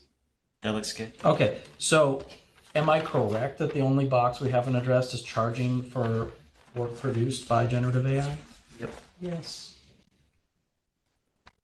Top of page. Is it possible that we should change the charging for work produced by and because then it makes it seem like the generative AI just did it, but we are spent a bunch of time talking about how the attorney needs to be involved in every aspect of, like, it's just another tool, right? Should we? Should we say something like charging for work that includes use of or something like that? I don't know. Well, Do you so need that there's 2 first things. paragraph? Right. This suggests like the old school method. Remember when people used to charge everybody for Westlaw by the Right. whatever? That is possible. Sure. AI has a cost and you could charge clients for a pass through. And the separate Yeah. part is like, you're gonna charge for your time doing it. Your actual time doing it. I personally think that's totally appropriate for the lawyer to bill for the time he actually spends working on. To meet these Product. rules, there should be some significant time. on it. Right. You can't blow through it It's not because, negligible, it's Right. real, yeah. So do you need that first paragraph at all, I guess, is the question. no. Based on the new setup. Right. I guess what's coming to mind for me in reading this is like, if a law firm invests a ton of money in developing a tool that generates They want to pass it. efficiencies, and they decide they're gonna charge a premium for delivering those efficiencies, why would we They wanna should- prohibit that? I mean, they should disclose it. Yeah, I have no problem with costs fully disclosed and agreed to, or if it means that your hourly rates are more efficient and should be higher, like that's all fine as long as it's in the fee But it agreement. could be alternative billing, it could be fixed fee, it could Right, be like, could be- I'm fine with any of those things. Here's my problem, and here, we could even remove this, because what I'm most concerned about is basically described as fraud. okay. It would have taken me half an hour, I pressed the. Value Gotcha. billing. Right. Like, oh, this is a 10-hour motion. I'm gonna bill 10 hours, right? Or I'm gonna bill 5, and that's really a gift to this client. But it only took Took me 30 one minutes. because, yeah, That's fraud. That's just fraud, right? That's fraud. That's- AI is no excuse to use fraud, to be a fraudster. And maybe that's just too fundamental. No, I think it's coming. Important. It's coming. It's If it's not an here. interesting Yeah. point, I hadn't even thought about that. Well, attorneys have all sorts of rationalizations for larger billings. It's awful, but, and it's already impermissible, but But it's happening. highlighted here, this is guidance. Yeah. And I could see somebody rationalizing it and saying, we paid X dollars per month for this. It has saved me a ton of time. I haven't raised my rates. This is why hourly billing doesn't include incentives to get better ever, because Mhm. it's gonna Right. charge less.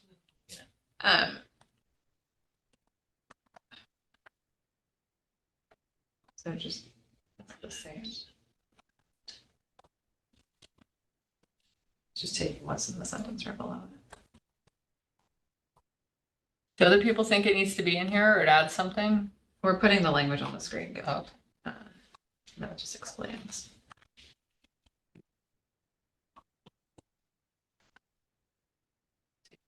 Use of a generative AI product. It is not. I like it. Should we clarify, reasonable, should we say, or I don't know, maybe not reasonable, we use the term unconscionable, but I was just wondering if we said reasonable cost of generated AI product.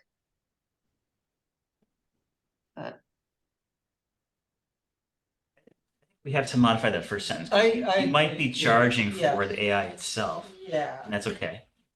You mean the product? yeah, I mean, Yeah, the If we- first sentence does it. It's It work doesn't have that to be is, cost, it can be the use of the product, right?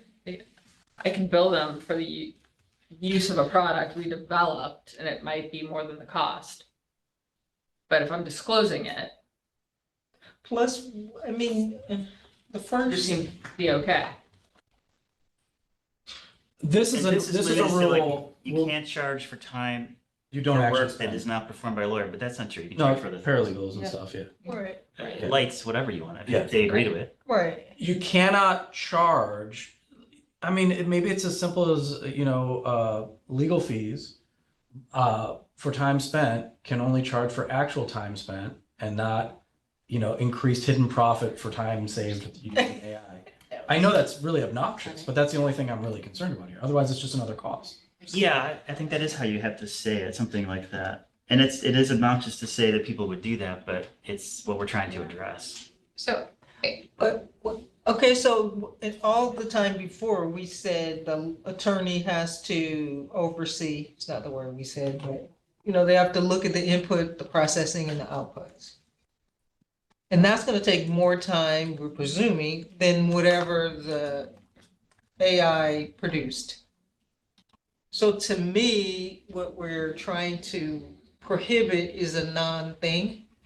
Because we're presuming it's so small, so therefore they're gonna build bigger, but the reality is most of the work is still attorney work based on everything else we've said in this document.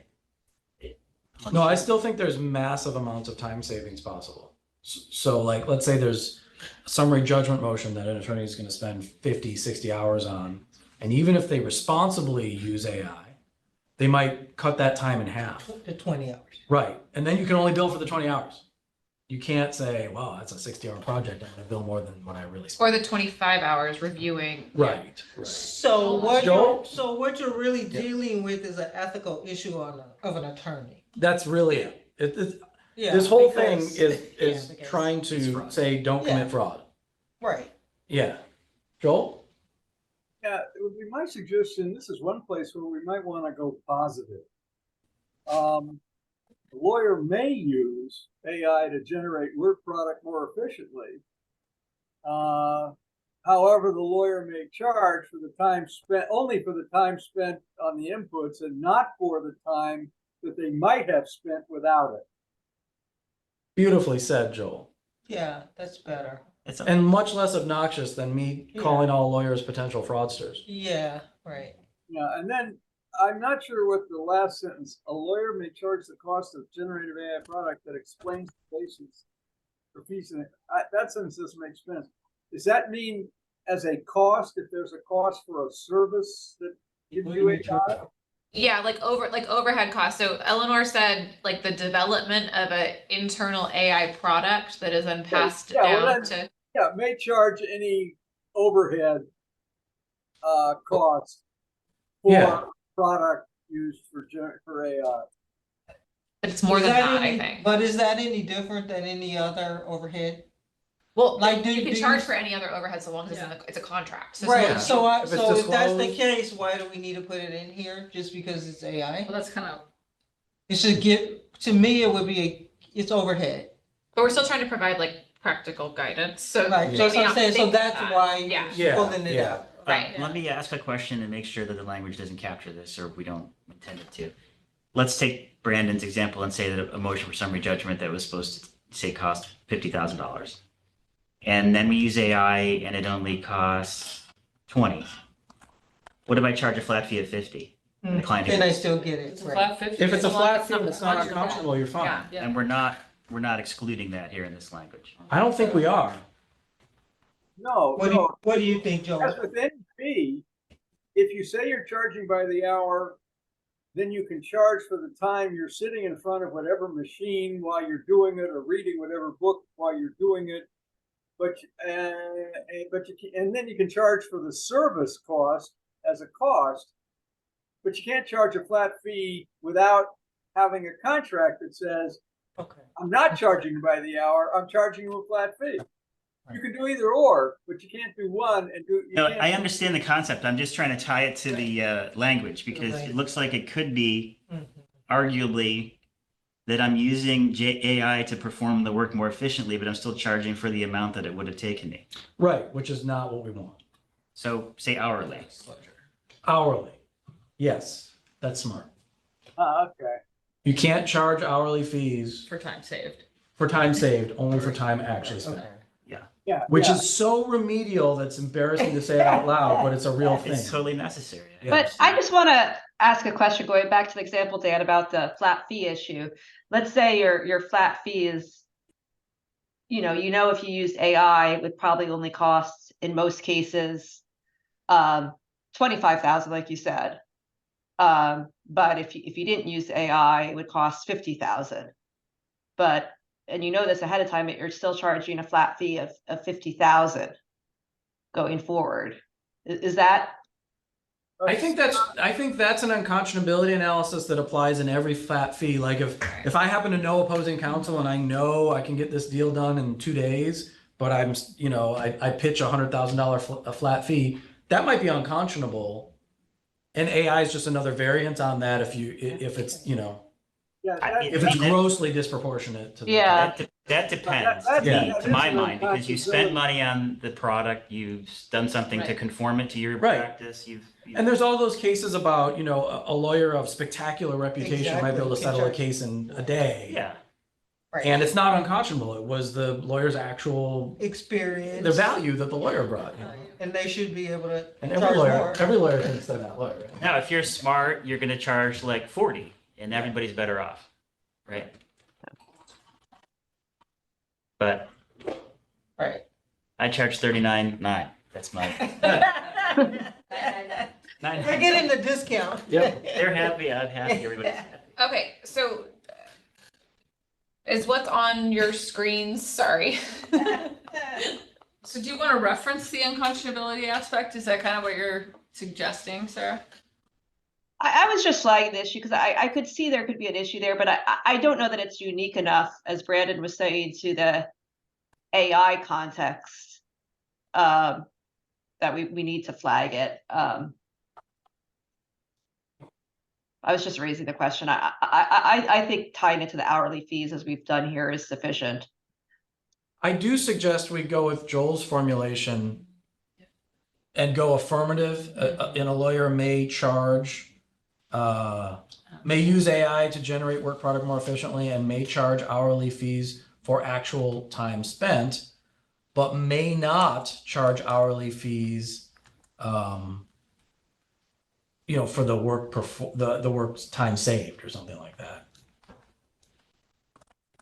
God, that feels so. Yeah, how do you say? But it's a thing, man. We know it's 100%. coming. It's happening Probably today. going to be the biggest thing. Right now, lawyers are doing this right now. Otherwise, they're investing in something that makes them earn less money.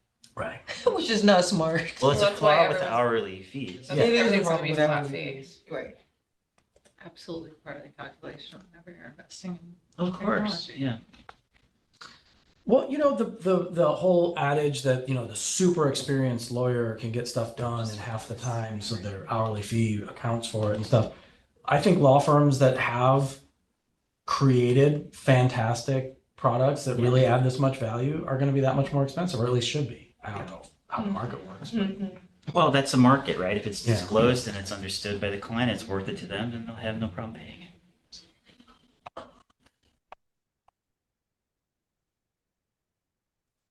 I don't like the second, But cannot. no, the, as if they're doing the work themselves. I think it should say something like cannot For time not worked. For the is that time saved? saved. for the time saved and not worked. Can it just be for the time saved by using generative AI? Sure. I mean, that works, right? Yeah.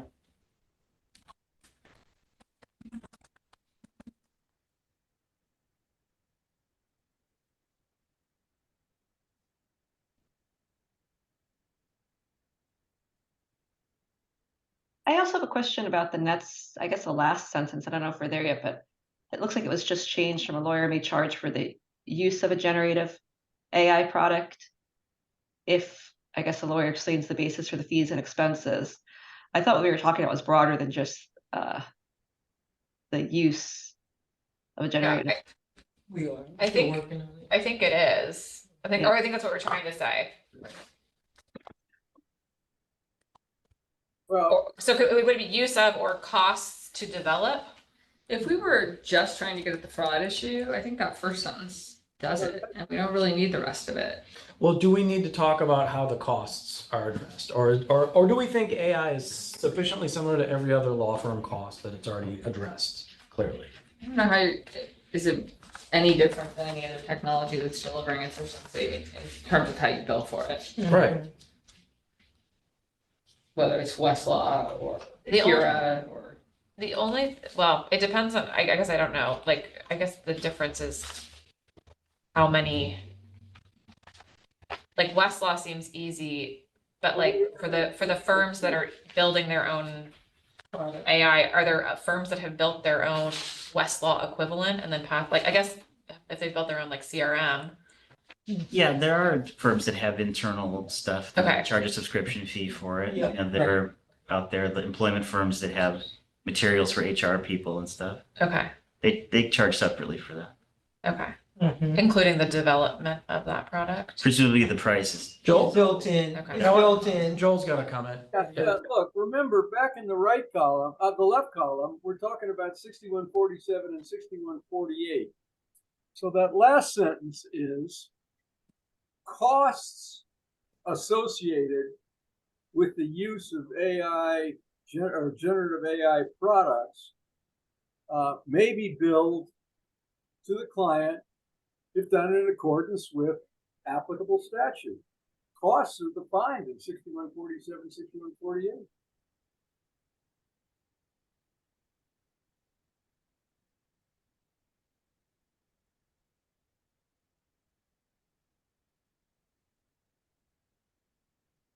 I mean, that's not a bad formulation. I'd probably make it like a separate little drop down paragraph, but say, costs associated with the use of generative AI in the representation may be billed in accordance with 6147, 6148, or applicable statutes or something like that. Yeah, applicable statutes, because sometimes costs are referred to or allowed or not allowed under other statutes.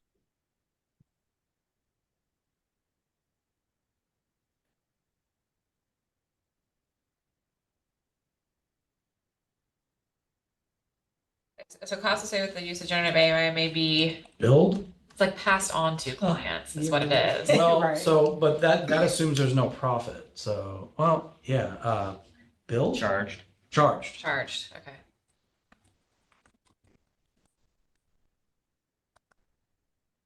Yeah, that's a good. Yeah.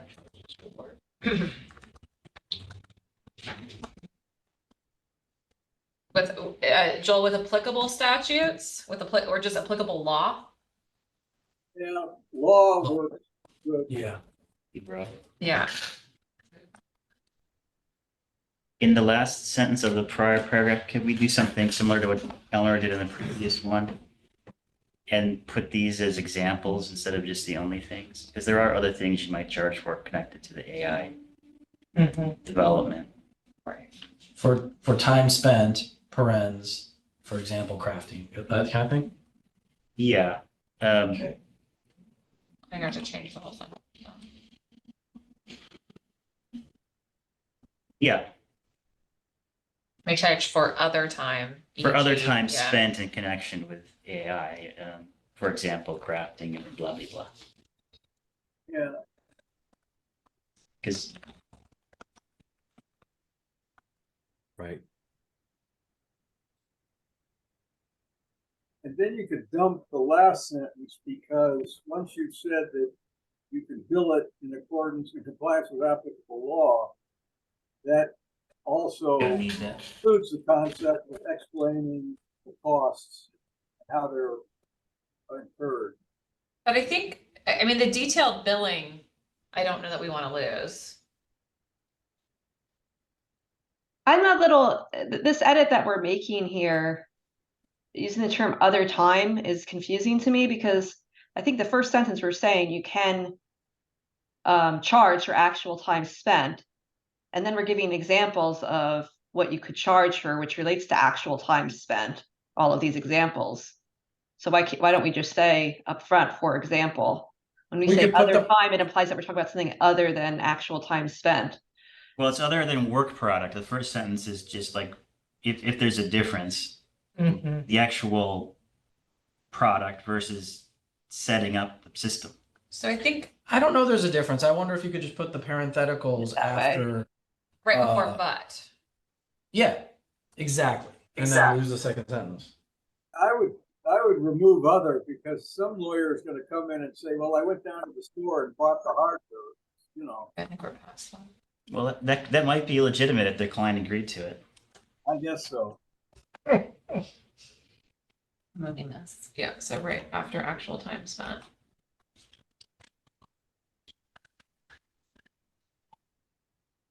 Oh, I see it. Okay, yeah, that makes sense.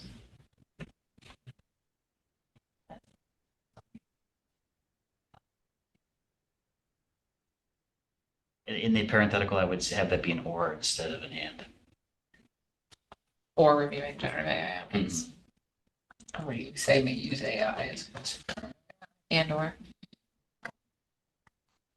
yeah, no, Or can't go wrong there. too many words. Sorry. First sentence, a Yeah. lawyer may use Generative generative AI, AI. okay, yeah. Angie and I are working on separate documents, so this is, yeah.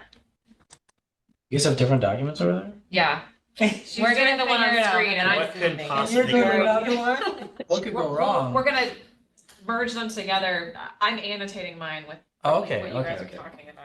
With all the extra work that you get to do? Exactly. Okay.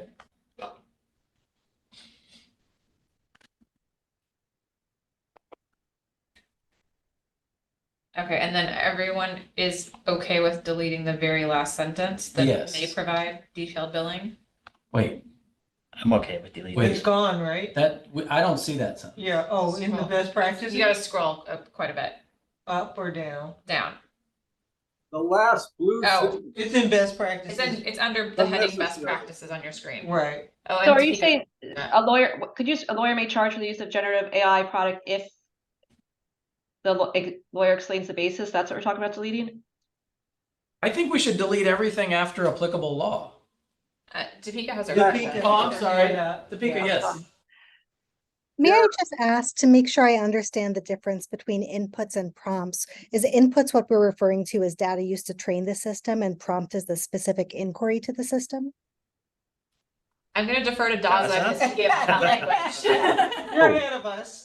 Yeah, It does. I think in this context, if I remember our conversation, it all covered we were talking about prompts like that the user would do. And so, yeah, I guess it would be prompts. Is there a difference between inputs and prompts? I mean, technically, no, but it looks that way. Like prompts, usually people think it's like what I'm typing, but like when I'm configuring this, like I'm just finished a huge thing for a client, and I spent a lot of time configuring the system prompt, which is sort of like something that's sort of like in the API, and so there's different inputs to the model. I don't know if we have to get like that super deep because it's just an example. So I feel like example, when you're prompting and when you're reviewing it, seems like it's pretty on point for lawyers. I have a question though. What about the time spent uploading, maybe like if you're in a fenced product, proprietary client content? That's an input to me, not a prompt. That's what I was getting at exactly for like retrieval Okay. generation and like private corpora, and then also kind of gets me into the thing I was saying earlier in the supervision context. Like there's actually a fair amount of time configuring the system and monitoring it all through the entire like stack and across the whole like life cycle. So Yeah, yeah. so so crafting, refining inputs and prompts, training the generative AI, and reviewing and editing the outputs? Yeah, like operating maybe might be a better word. Configuring, operating, maintaining, managing, whatever. This is to Wouldn't those be examples costs? of what you may bill for, what you may pass on. Is that why we're enumerating? Yes, All of these this? are examples of things you can charge for on an hourly basis. Oh, yeah, okay. That would be. So, Because staff, might have staff doing that. Yeah, And they should be able to. and for a particular client too, like Yeah. if you're rebuilding the automation. Comparing on it. Bill has. Joel, yes. Yeah, I don't think this is going to be any different than the concept of a reuse of existing work product. The first time you generate your work product, you charge the client your full hourly rate for everything you do.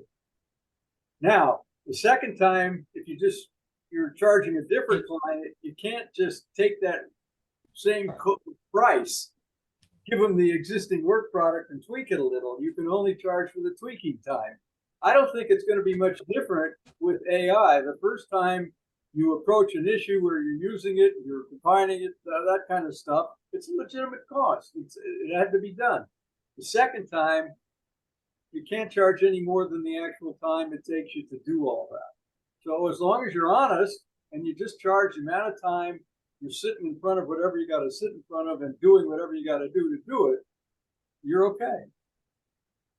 This is kind of reminding everyone to be honest, I think. Yeah.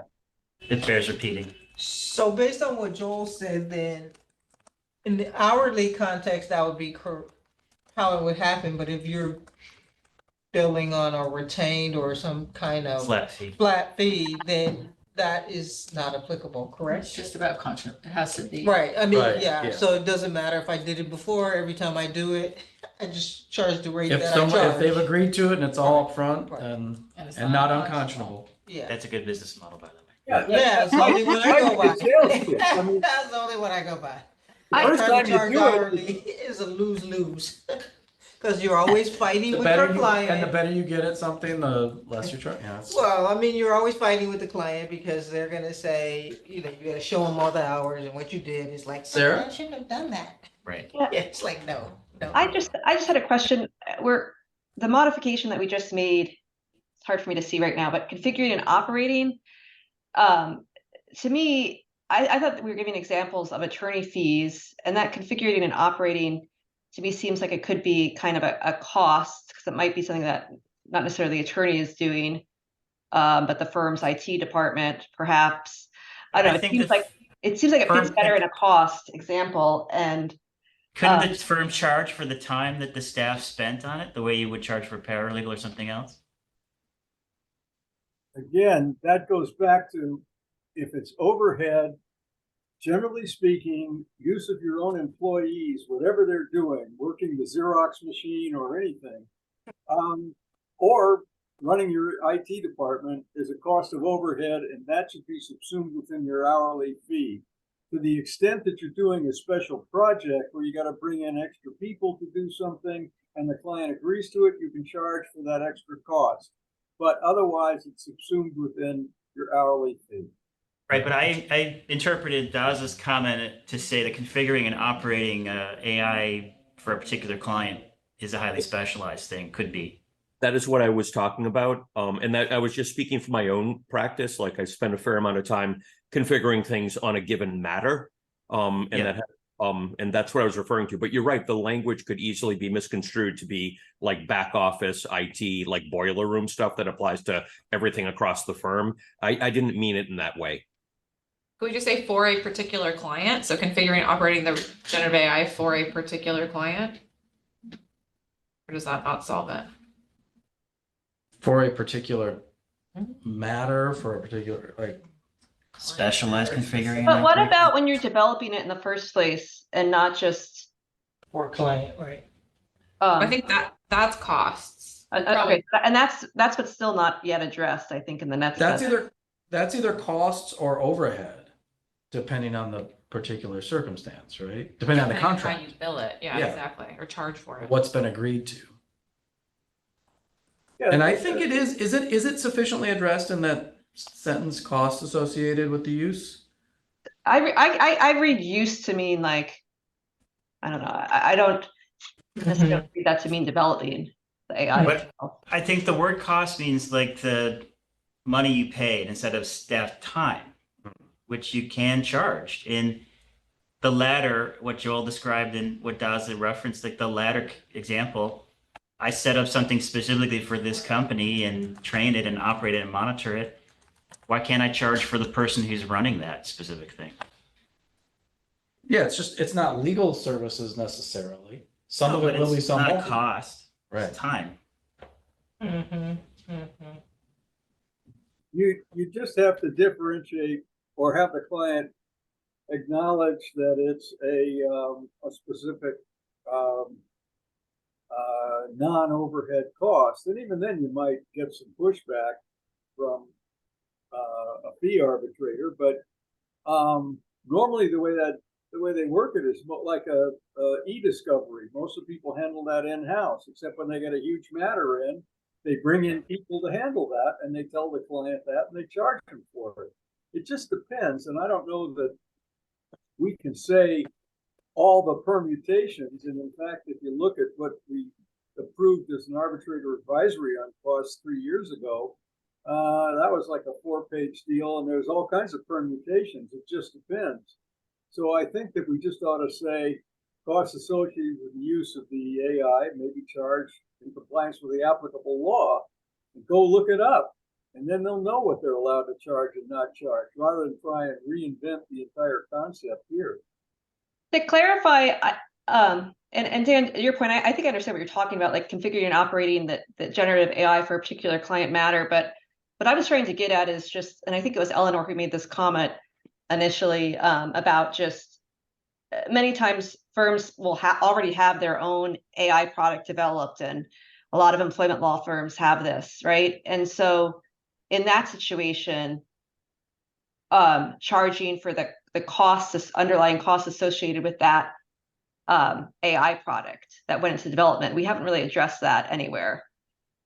Maybe we're saying we don't, maybe the opinion of our committee is we don't charge for that. But like, if we're just talking about costs associated with the use, to me, that just seems like just like a Westlaw type cost, right? Yeah. Like that.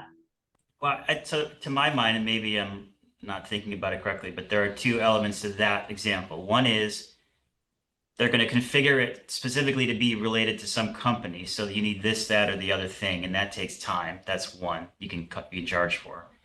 It's not a cost. But the other part is you'd recover the development of the product in the subscription fee or something like that, that you could separately charge a client for. Or through your hourly rates. Or in your hourly rates. Yeah. Yeah. But it can be charged, is the point. Yeah. Well, yeah, And according there's to the, time and there's cost. I view them differently, but again, you just come up against the unconscionability consideration.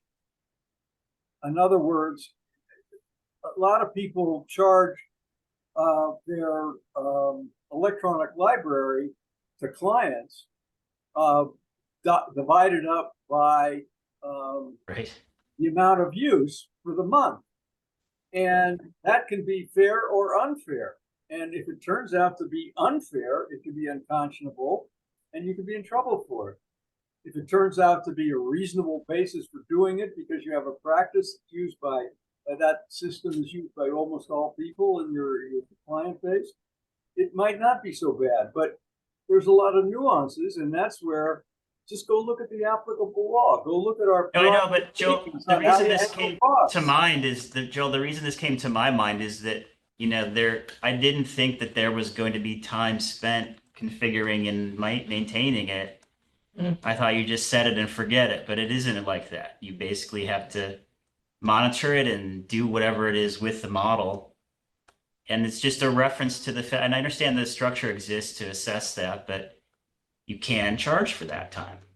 It exists. Right, so how about It happens this? today with eDiscovery. You spend time training it and you charge for that. Is this So all? could we say fees may be charged for time, configuration, continuous development and application? It may not be in the order, but I think that goes to time, goes to people who may be doing something. Configuration deals with the beginning. Continuous development and or application. I mean, application is how you use it. And then continuous development is whatever happens. The part I don't have in here, which I think is just a method of how you might get the fee, which would be subscription, right? So if you were wise and you had something, the easiest way to deal with all of this is just have a subscription fee, which would be, you would build it as such that whatever your costs are would cover all of this. I'm a little concerned about saying too much about any of this at all, because Okay. there's lots of mischief, attorneys.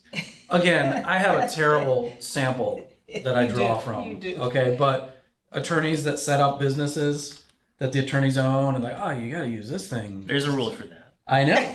And are we gonna get into it here, So, right? Right. And I don't mean to, you know, there are ways to do it ethically and ways to do it unethically. And is applicable law, is that a catch-all that's gonna, do we need to say more than that? No, we don't. We could take out the examples and just go back to kind of what Joel is suggesting. The base. But the only thing that when you say actual time spent, that looks to me like lawyer time. It doesn't capture that there are unique Right. aspects of time spent on maintaining an AI system Mhm. that I know nothing about. So here's what I think, maybe we should say, Right. the lawyer may charge legal fees for lawyer or paralegal time spent. And the rest is costs, and it's charged by contract permissibly or not, by, you know, the way we treat other costs. I don't think it should be limited in that way. If there's an IT person who monitors it, like if we hired Daza to do it at the firm, why can't I charge him out as an expert? IT person. I mean, yeah, I think you can charge. for Isn't that just a services of cost, though? Non-legal people, they're not costs. You charge fees You for can charge non? professional, I mean, they're professionals, you mark them up, Yeah. right? You Yeah. don't, It's such a tough distinction between that and overhead, right? That's where it's like gray. Not for me. Well, I mean, I'm, it's on the yeah. bill. If the It's client not- understands right. it, then Well, but so, I mean, I guess some of us, and I guarantee Joel, has seen everything imaginable listed as a cost that will just like shock you. Lights, rent, air conditioning, That's true, that's. you know, this is certainly not that. no, I These agree. are pro- I think they're professional. Right, Right, okay, the professional, Maybe have right. it. okay. That's the only thing I'm Professional trying to draw a services. distinction between like lights or what I Yeah. would say is like you paid X for a cost and you could mark it up. Right, And the time spent by people who you have to right. have monitored. Which can vary greatly from matter to matter and is totally appropriately spent and paid for. You know, like It's that's not how- lawyers necessarily. Yeah, okay. So what are we suggesting? Had to ask that.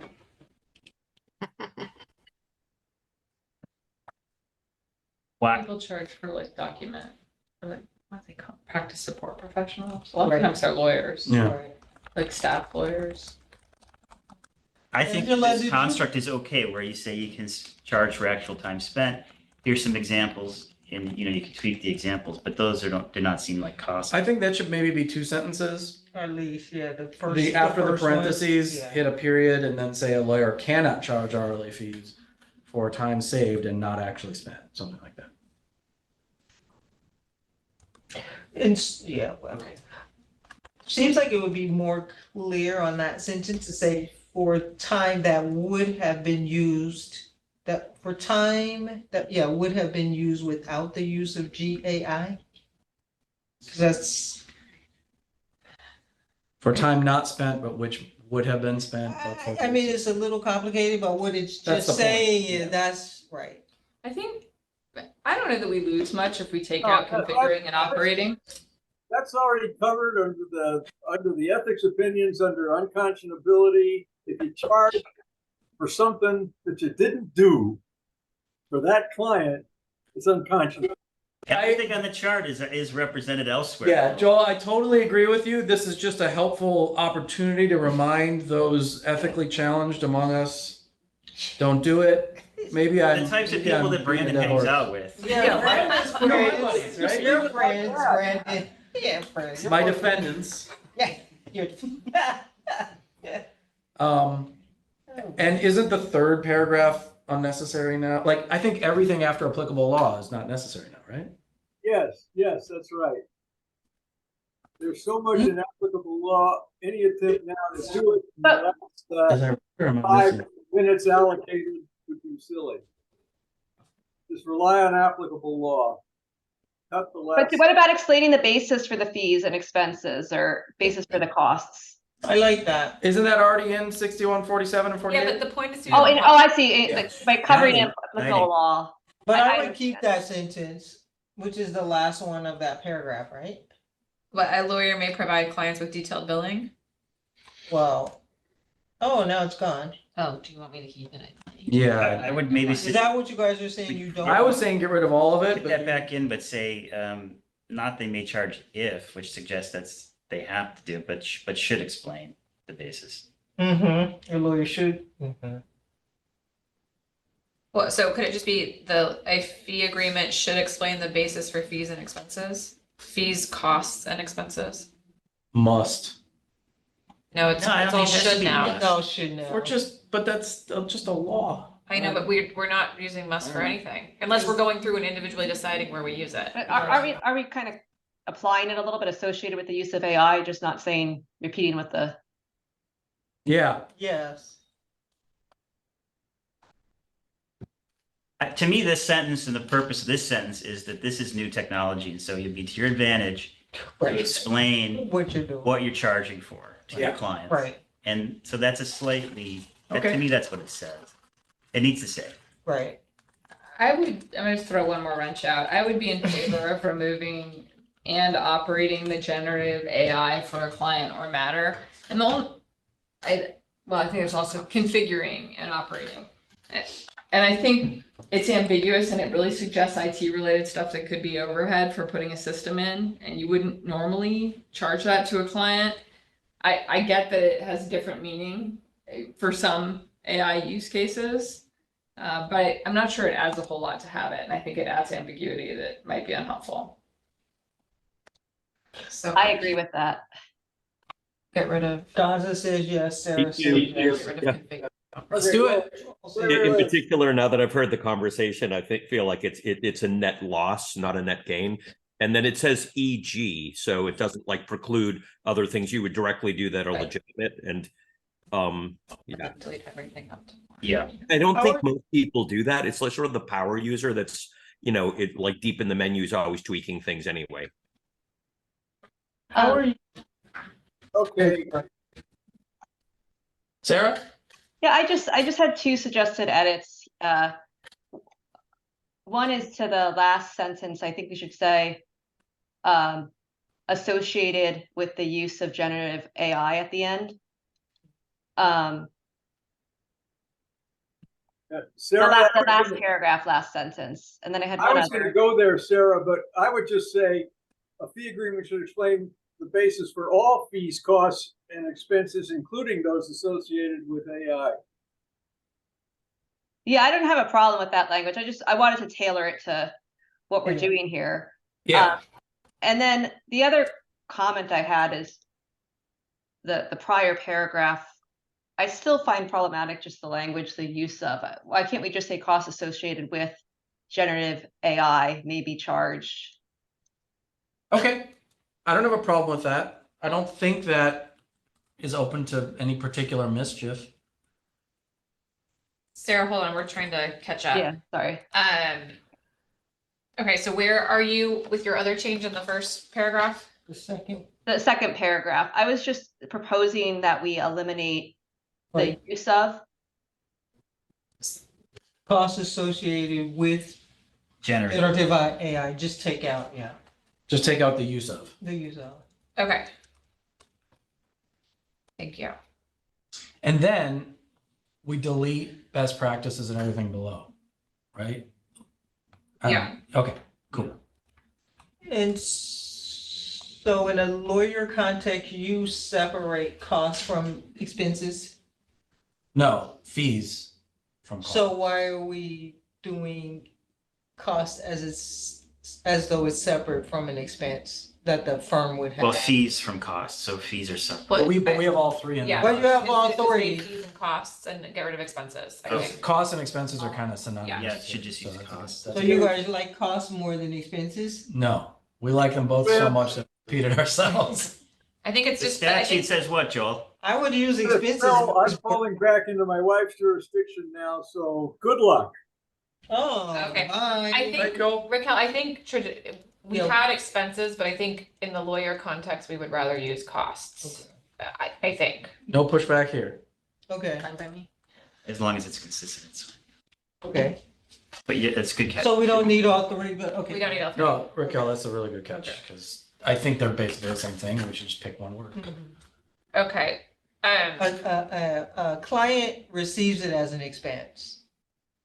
But But we're a differentiating firm- between fees and Right, costs. but I'm saying, but a firm deals with it as a cost, but that, right, I mean, that's, in other words. Or like a flight, like to the extent anyone still charges for flights. Right, right, That is, to you, that would be an expense, but to the Correct. lawyer, that is a cost. exactly, so that's, right, and we're talking to lawyers, not clients. Right. Okay, yeah, thanks. All right. Okay, this is amazing. It's perfect. Can't be improved. That's our last box we're gonna look at. I'm dreading the fact that I think we need to go back to confidentiality and Did we competence. finish with that one? Yeah, so I think where we are is, does the committee want to distinguish between must, should, and may? If so, does the committee want to delegate that to the working group with staff help? or try and do it right now. Or, That's a no. right, That's okay. hard. That's a hard stop. Okay, so I think, We will okay, politely so I think the decline. larger question, Yeah. does the committee want to do must, should, may, or just everything is should? What are guidelines? I think everything should be should, which includes doing things you must. But we should, if we're just giving guidance, and I mean, I guess, to me, you should do things that you must, and you gotta figure out what those are. Okay, and then as a follow-up to that, assuming we move forward with just should, I guess the first question is, should we get rid of must? And then if we get rid of must, do we still want should and may? How many musts do we have? Oh, probably too many. Oh my goodness. 9. 9 musts? I mean, I know I was strongly in favor of going with should, but as I think about it, and we come upon some of these, that ambiguity and whether or not it's a requirement, I don't know. I'm sort of where Cassie was a while ago, is coming back around to maybe they should have some We stopped using separation. must when we relabeled the column. That tells you everything. Yes. So here's the definition legally of I what don't- must and should be. The word should is used for actions, responsibilities, and duties that what one thinks is best for the subject. The word must is used for action and responsibilities and duties that are considered compulsory or necessary. So must is required and should is discretionary. Correct. Typically, Right. Yeah. but Do we, And if how we, many musts? I want to run through the musts and see. if I think it's, any I of mean, them are I know we have really- no time, but I think it's worth, since there's only 9, we should do it. We I can think do it's worth going through them, because I think it's going to be harder to come up with a definition of should versus it. Is the must. word Can we authorize the working committee to revisit all, the working group, whatever, to revisit and discuss and get this to the board? And then we'll do as much as we can right now on this? You guys can do it. I move that we authorize the working group to Okay, do but that. do we need to vote on that, right? Well, I think the final vote can include that directive. Okay, Like, I think it might make sense to have one motion one motion that at the approves end. this and to gives, rule them all? and gives the Okay. working group further direction, Got it. which means we would turn to either the big Daza picture has board his hand. stuff or the executive summary. Daza has his hand. And I apologize, but I should and must go at this time. So, Which is it? Which is it? You have to be one or the other. I'll leave that as a matter for the final motion to Okay. decide. Thank Thank you And for just- everything. Great work. Thank you. Thanks, Daza. Just noting the time, we have exactly a quorum right now. So Oh, if anybody leaves. if anyone leaves, we lose quorum and can't vote. So let's take our vote now. Cause Vakita left. Let's take our vote now and then keep working as a group Can while we we do can, that? and then have the working group clean up. Can we do that? Can we do that? I think so. That's fine. You just need to give the working group Authority. authority to edit everything. Yes. Okay, we can So do that. it's like, it's CoPrec approves of this in concept, Sub-co- basically. Right. Yes, okay. We can I do mean, that. I know that's And kind of authorize ridiculous. the working group. I can't remember CoPrec ever having like a deadline like this. It was all of them, I feel like, recently. Well, recently, the real Uh, stuff, yeah, but those were much more discreet than this. I Yeah, do let's just do want to that. raise very big picture, since if we are going to delegate all of the authority to the working group, essentially, just conceptually, what CoPrec is recommending to the board. So, beyond CoPrec, beyond what's in the table we just went through. Okay, So if everyone has read that, hopefully, there's just one staff change that I would like to recommend. And that is to the section, if you can put this it is in up. the trustee memo? This is in the trustee memo. It's to the section that's currently about the unauthorized practice of law. Yes, and we're talking about removing that at this time, Augmenting it. augmenting. Yes, Oh, I thought, you were- so- okay, go ahead. Yeah, so what we would do is we would change the title to explore changes to regulation to protect the public. Get rid of the section that talks about changing CoPrac's ability to address UPL, only because that's something that's just going to be moved down the road. CoPrac is subject to sub-entity review by the Board of Trustees in 2024. And so that's gonna be explored as a component of that sub-entity review, so that CoPrac's looked at just more holistically. And it may or may not include, changing the current restriction on CoPrac's ability to advise on UPL. So what it would look like instead is basically, I'm just gonna read it, or here, I'm gonna copy and paste it so that Ange can pop it on the screen. Assuming that I can work my.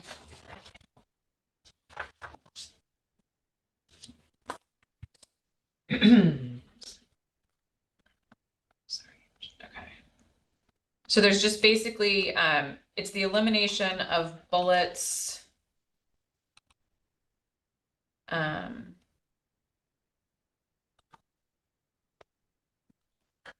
1 and 2 altogether, and basically a tweak to 3 to clarify what it means. And so the change to bullet 3 is to separate it into 2 bullet points. One is to work with the legislature and the California Supreme Court to determine whether to more clearly define what UPL is, either by a statutory or rule change. So that'd be a change to 6125 or 5.5 or both. And then separate from that, to work with the legislature to determine whether or not AI products should be regulated in some way that touch on the practice of law. Okay. So it's very similar to what was already in there, conceptually, except for getting rid of the CoPrac ability to address UPL.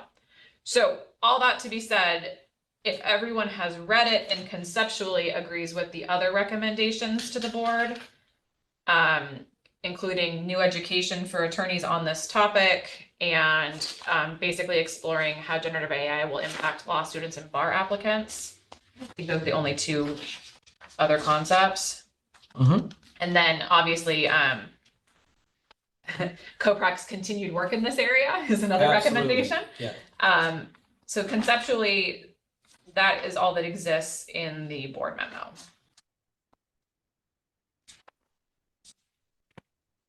So I'm very comfortable with that, but does anyone have anything else? Any concerns with the board memo? Additions, areas of worry? Now is the time. I had a couple questions on the memo. I just had a couple of comments. I think it's on page 2, the version I was looking at, the first paragraph. I think we could say it a little more positively. We were talking about the guidelines, blah, blah, blah, would regulate the improper use of generative AI and provide examples. I think it might be better to say something, the guidelines would apply to the use instead of regulate the improper use. Kind of awkward to me, and kind of.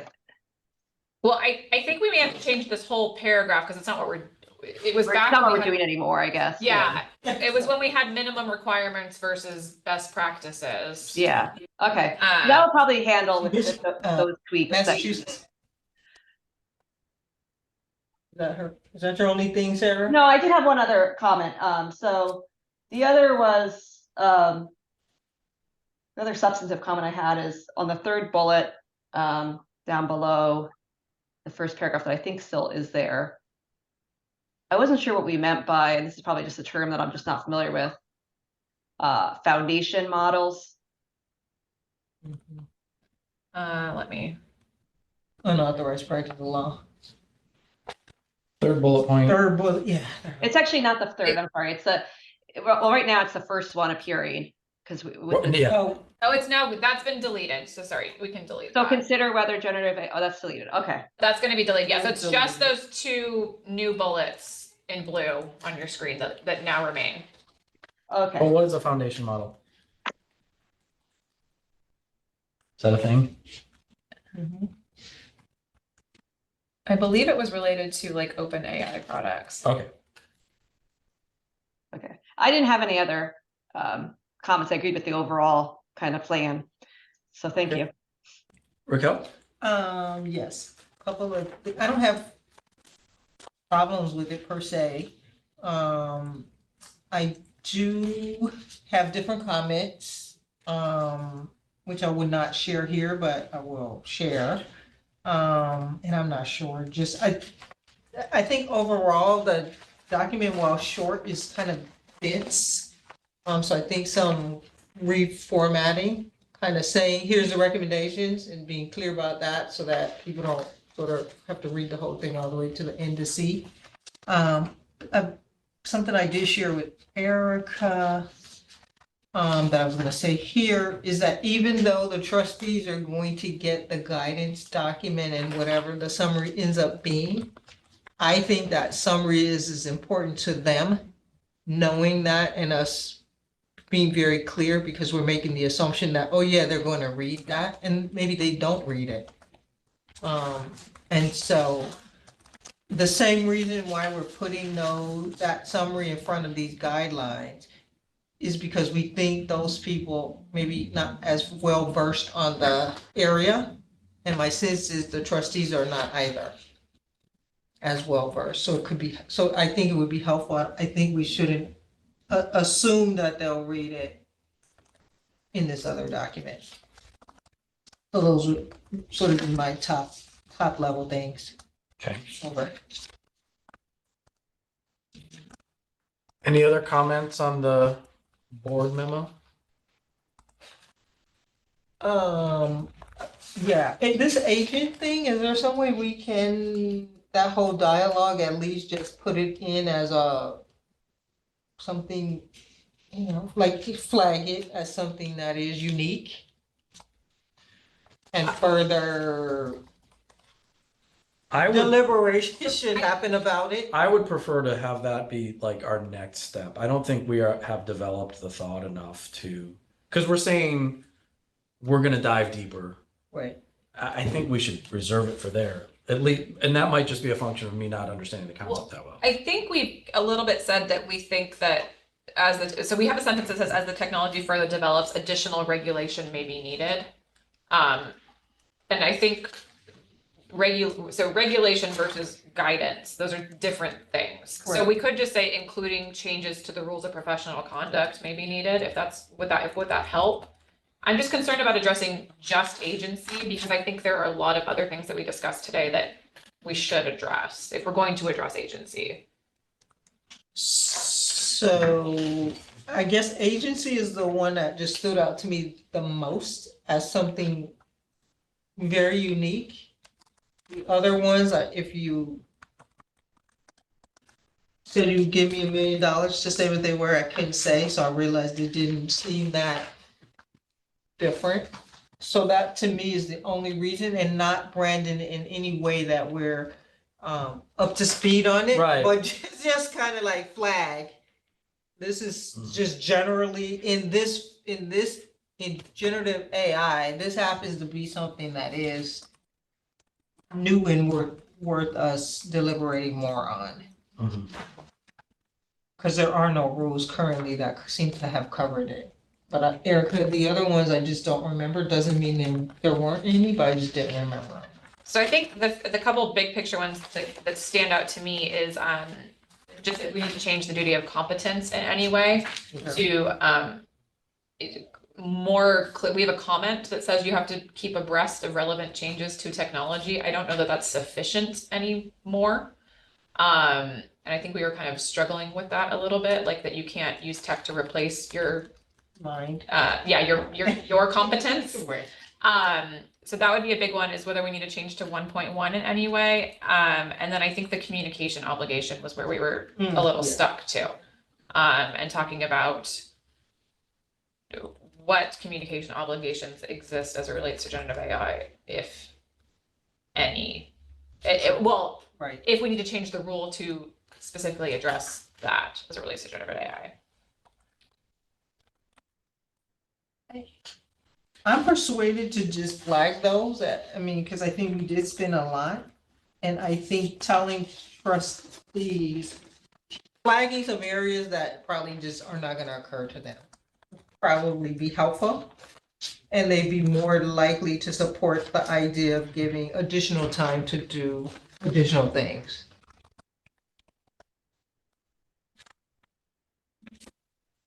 high level. So basically just saying that the Markers. committee,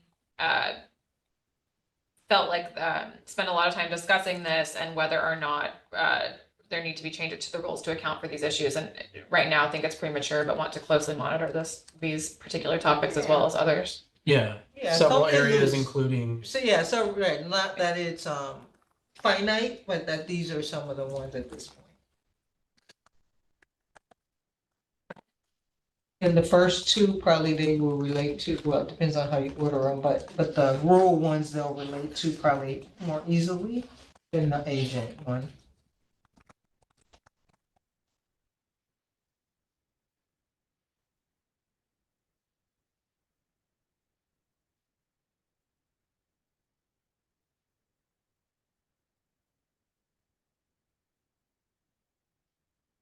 we're evicted in 12 minutes.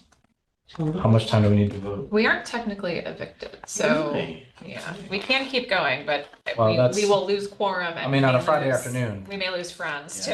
One way or another. Friends and quorum. Consider. Which one is worse? I think it's the friends. You're in the working group, so you can send it to me. Yeah, we can still Happy to shape. do that. Okay. To the extent this is delegated to the working group. Of course you will, or staff. Oh, I just wanted to interrupt. I do have to go because I have to take my parents to the airport. But I don't think that's gonna impact the quorum since I can't vote anyways. Is that right? I just want to make sure, because I can stay. Oh, you counting I was her? counting her. Lord. Can we I get can the- stay if needed. I just want to make, Well, no, you don't impact the quorum, but I gotta get someone back. Nikita or something? can't Who count else Jay was, Miller. Joel? Joel and Vakita. Yeah, we gotta. How about Elizabeth? Can she sign up for a second? I'm gonna go to the restroom. I can't vote in the absence of. No, this happened with civility too, this exact thing. And we called Justin at the time, Sarah, who was advisor at the time, and he was like, I can't do anything. And it was like, Oh, yeah. All right. So I guess I can't do anything anyways, because all right. Well, yeah, then that- we that need to case- get Joel or Vakita back. Yeah, you I guys apologize, have- but I do have to go, but I agree with the Thanks, Sarah. movement. Hi, Thanks, everyone. Sarah. She just gave me her phone number. Where? Oh, good. Want to call her? Yeah, I don't know if she's gonna answer because it's not her cell phone. Ask for a cell phone machine. She don't know. For this reason. For this reason. Exactly. I already knew her office number. Mhm. Let me find the Vakita.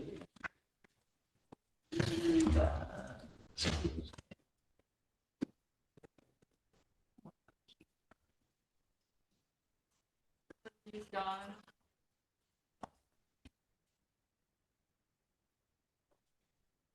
He's gone? Cookie's gone. It's a sad Oh moment. my gosh. They took the cookies. I saw they took them away. How did they? I do hope they that? enjoyed them. How did they take the cookies away? Yeah, for vegan. It's efficient.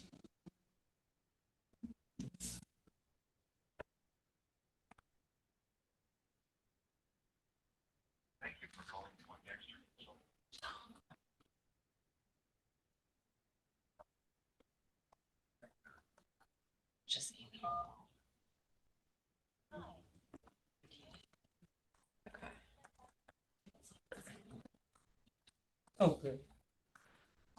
Raquel Brown, CoPrac needs you. We should call Joel, because Oh, okay, what about Joel too? I can go call him. He said his The wife, language for the motion. Yeah, that's a good idea. Yeah. this thing pages her, so maybe she'll answer. Hey, Vakita, this is Raquel. Can you come back for like 7 minutes, because we need you for the quorum? To complete it in accordance with the instructions. You can't. Okay. Yes, okay. While we call people, do you guys want to think of a good motion? That's what we're Angie, doing. Oh, good. Thank Angie, you. Vakita says she'll come back, just send her a link, so it'll be at the top of her. Oh, great. email. Send her a link. Okay. We're approving Direction. everything we've done. Cassidy and Topeka, are you okay? In Topeka, accordance with the discussion. it's like midnight your time, I think, at this point. Oh, wow. No, I'm all set. Thank you. Okay, thank you. So we're gonna move to approve everything. No, I was just making sure Cassidy, oh, there's Vakita, but I was Nice. making sure Thank you, Vakita- Vakita. So I think they have a You good. guys have a motion? Yes, Nikita's back, I think. Can you hear us? Okay, Wonderful, thank you so much. all right. Who can state the motion? Move to authorize the working group, with the assistance of staff, to complete the memo in accordance with the discussion during the meeting. The memo or the memo and practical? The memo and practical guidance. And executive summary? And all pieces of the Everything. documentation to be submitted Okay. To the trustees. to the trustees.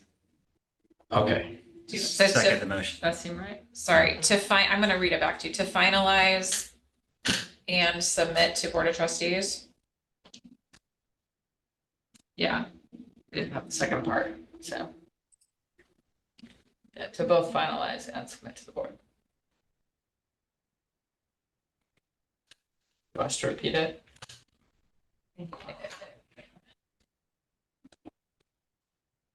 I'd say you could read my thing, but I won't be able to read my from scratch.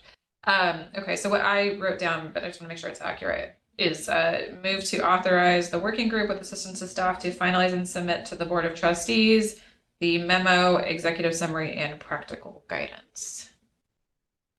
Okay, so that sounds right. So we need a In second. accordance with the discussion. Oh, yeah, in accordance with the discussion.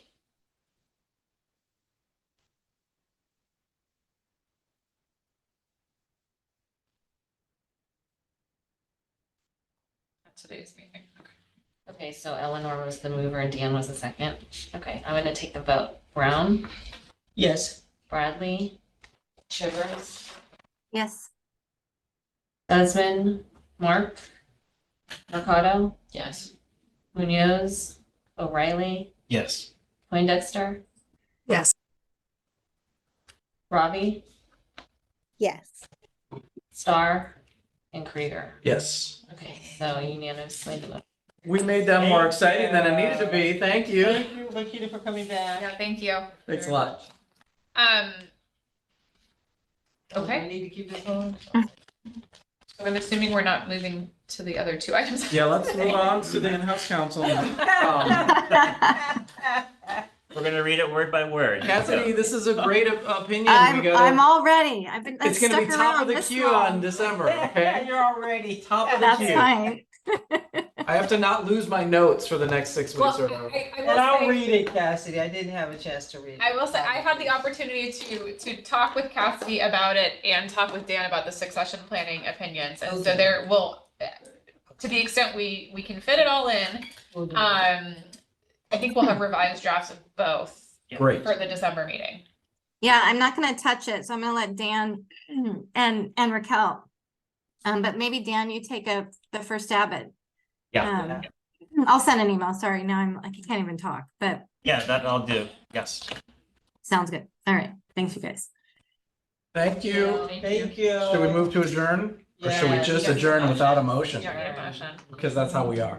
Thank everybody. Thank you. Appreciate it. Thank you. Bye. Bye. Thank you, Deepak, Bye. for giving us a quorum. All right. Among other things. Yeah, but